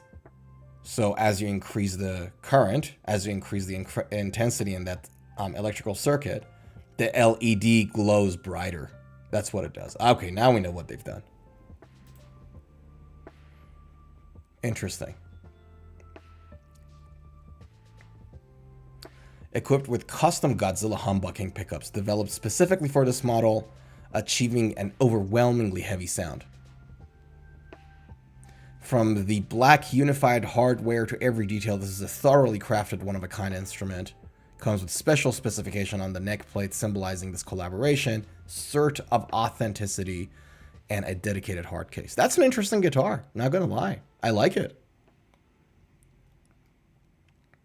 I'm not a fan of the placement of a tone knob or a volume knob or a circuit knob this closely to the pickup. I don't like that design at all. I have no idea why this design decision was made. Nor I'm a fan of, you know, when you have like a jack input there at the top of the guitar like that, right? It consumes some space on the top of your guitar, right? Obviously, as you can see, it's consuming some space there. So if you have 3 knobs, if you have more than 2 knobs, why don't you just take that jack, put it on the side of the guitar, like the side of the guitar, like every other guitar out there, right? And then you can bring those 3 knobs a little bit more down, right? You can extend your pickguard a little bit more down and bring him down there. I just don't understand. Like it's a messy design here. I'm not a fan of the placement of the knobs and the jack input. Just not a fan of it. I understand that they might have had to make that decision to make the Godzilla a little bigger, right? And I understand that because the circuit falls behind the pickguard in a design like this, you're restricted in how much space you have to place your tone and volume knobs. It's just a mess there. And then you have like a floating bridge there too. Like, too many things are happening here. Too many things are happening in this space. With the tremolo bar, that knob, and then your pickup and your strings there. That's just not a good design. Lord Bibby, what's happening? Says, I need the input on the side. On the front, it's an eyesore. I completely agree with you. Completely agree with you. It would have been a lot better. And then you had a whole bunch of extra space there to put a knob or something there if you wanted. You know what I mean? Just like, you can take that out, extend the pickguard a little bit if you want to. Or just remove the pickguard and just route the guitar from behind. I don't know. I guess that way they wouldn't have the Godzilla on the pickguard, so you need the pickguard to be present. But it's just, that's just a mess there. It's just too many things happening in a small area, and I don't like it. Like, if you strum, play power chords, if you want to move around and be expressive with your body as you're playing, you're going to hit 5 things. Lord Bibi says, YouTube puts you in my feed. I saw guitar. I say, yes, I like it. We like that. Whenever YouTube, oops.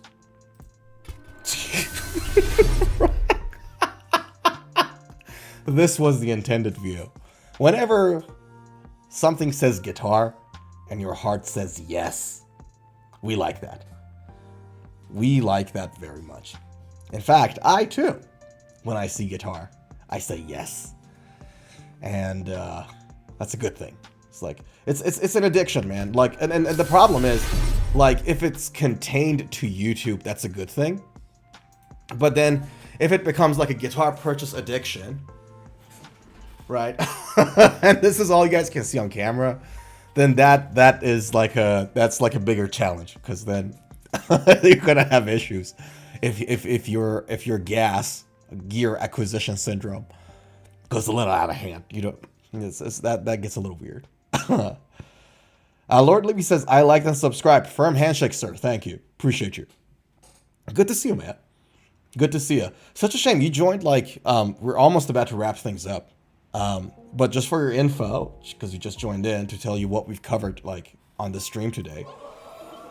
So we initially talked about PRS, the Maryland factory laying off 30 to 70 people. We talked about limited edition Hello Kitty guitar, Fender. I have a Hello Kitty at home, so I could talk about it on good authority. And then we covered some like metal band news on Trivium, Spiritbox, Poppy's new music, and all that. We talked about this guitar, Spiritbox, do an interactive map where they tour, things of that nature. And we had Angela, one of our friends, on the stream asking some questions about riffs and what to learn first for her nephew. So we cover things like that on the stream. Lord says, oh, for sure. I purchased like 10 guitars over the past 2 years. Oh, okay, well, there you go. So you got gas too. You have a gear acquisition syndrome like I do. I like it. Yeah, so I think I sold 4 this year because I thought it's getting out of hand a little. And if I'm moving houses, it's just like you gotta carry everything around. So I hear. So how many you've got right now? Be honest. How many do you have at home right now? Because it's like, I wonder. Can I say something though? I wonder how much of the guitar market is these days, especially after COVID and economic difficulties and all that jazz. I wonder what percentage of guitar buyers are like first-time guitar buyers, and then what percentage of them are like maniacs like me who would just go in and you see something you like and you buy it. Like, Lord says, the struggle is real. You can never have too many guitars. I agree with you. I agree with you. The only reason I had to sell like 4 this year is just because that I might have to move houses. And I thought, you know, starting a little lighter is better. My friends always give me crap when they see I have a new guitar. They shouldn't. What are they? Are they like bass players? Are they drummers? Are they like, do they even have talents? Let me put it this way. Everybody should buy multiple guitars. That's the given. So when you set the standard there, and then everything else is according to that standard. That's what I say. That's my philosophy. And I'll give you another. Hold on. I'm gonna give you a life advice that comes from my heart. Okay, so check this out. All of us at some point get into relationships long term and hopefully make a family at some point and all that. Some of you guys, some viewers here are playboys. We like them too. But most of us at some point settle down. And you get a lovely lady and you know, get a house and she makes it a home. Fantastic. We like that. And there will be some times, you know, there's ups and downs in every relationship, right? And there'll be some times that she gets upset with you. And if you're with somebody from Latin America, like I am, they're feisty, they're fiery. You do not want to be on the wrong side of a Latina, right?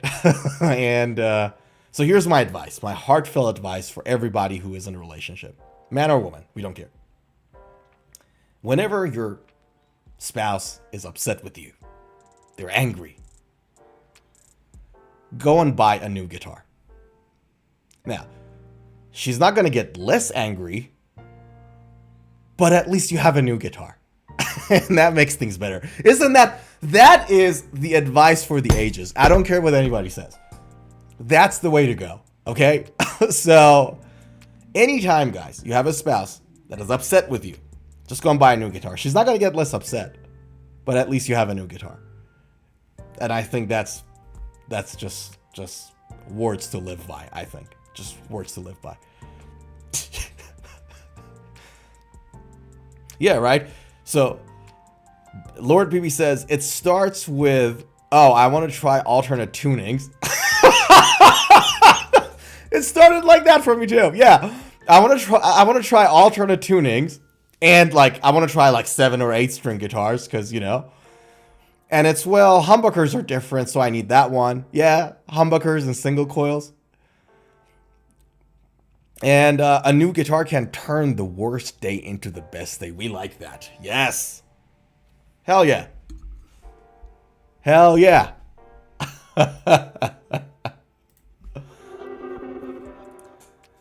Yeah, man. You gotta buy new guitars. And the good thing, and we talked about it earlier on the stream, so the thing is, like, because during COVID, the market just got saturated with guitars, right? Because people didn't have anything to do. There was lockdowns and all that jazz all over the world. And big companies like Fender, Gibson, PRS, they just pumped stuff in the market, right? And now you have a saturated first-hand market and a saturated second-hand market. And so now you can find really good second-hand deals. Especially like when 2016, Jesus Christ, 2026's NOM kicks in and everybody announces their new models for the first quarter. All the older models that are in the secondhand market, they're good stuff. They're quality stuff, almost brand new. You can get them for even a better deal. So it's if you know how to buy a secondhand guitar, if you know your guitars, you can do a nice QC inspection and you can try it out. If you know what you're doing, there are really good deals out there. Lord says, yeah, I have 7 strings. Yeah. You need a 7-string, right? It's a different instrument. That additional 5 notes, the additional 1 string, you know, the 5 extra notes that you get on the lower side, changes the whole instrument. It's a different thing. Of course, you gotta have one. It's just.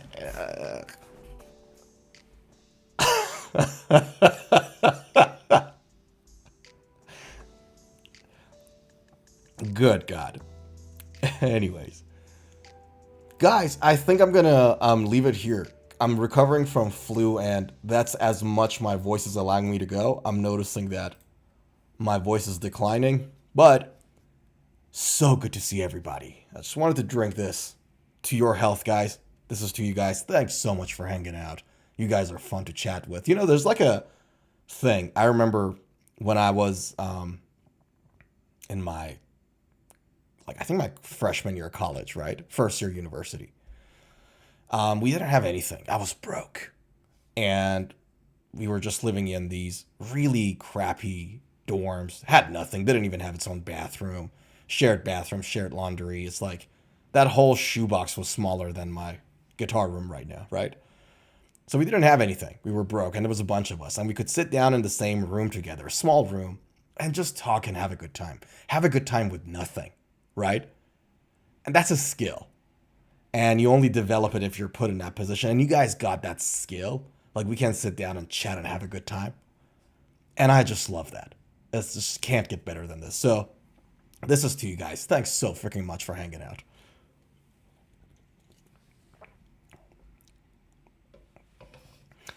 Lord says, I have been pleasantly surprised with some of the mid-range focused companies as well. It's a great time to be a musician in any form. I hear you. Yeah, like with gear and all that. Yeah, I hear you on that. I think there's with the AI and the cost of music production going to zero, and then the price of music also going to zero, there are other challenges there. But I hear your point, like gear-wise. My goodness, dude, we were talking about this $400 guitar that had everything, like with CNC machines and AI integrated machines and all that jazz. You can get quality stuff for like not that much of a price anymore. So yeah, hope you feel better, my new friend. Appreciate you, man. Thank you so much. It's good to see you. It's good to see everybody today. And I think, guys, with that said, we are going to call it a night, if that's okay with you guys. Man, remember, we ain't getting any younger. Pick up that guitar, play with it, have fun with it, cherish these seconds that we're physically able, mentally able to just have a good time. Guys, thanks so much for hanging out. I'll see you in some of the videos midweek or in the next stream. Take care of yourself. Check this out.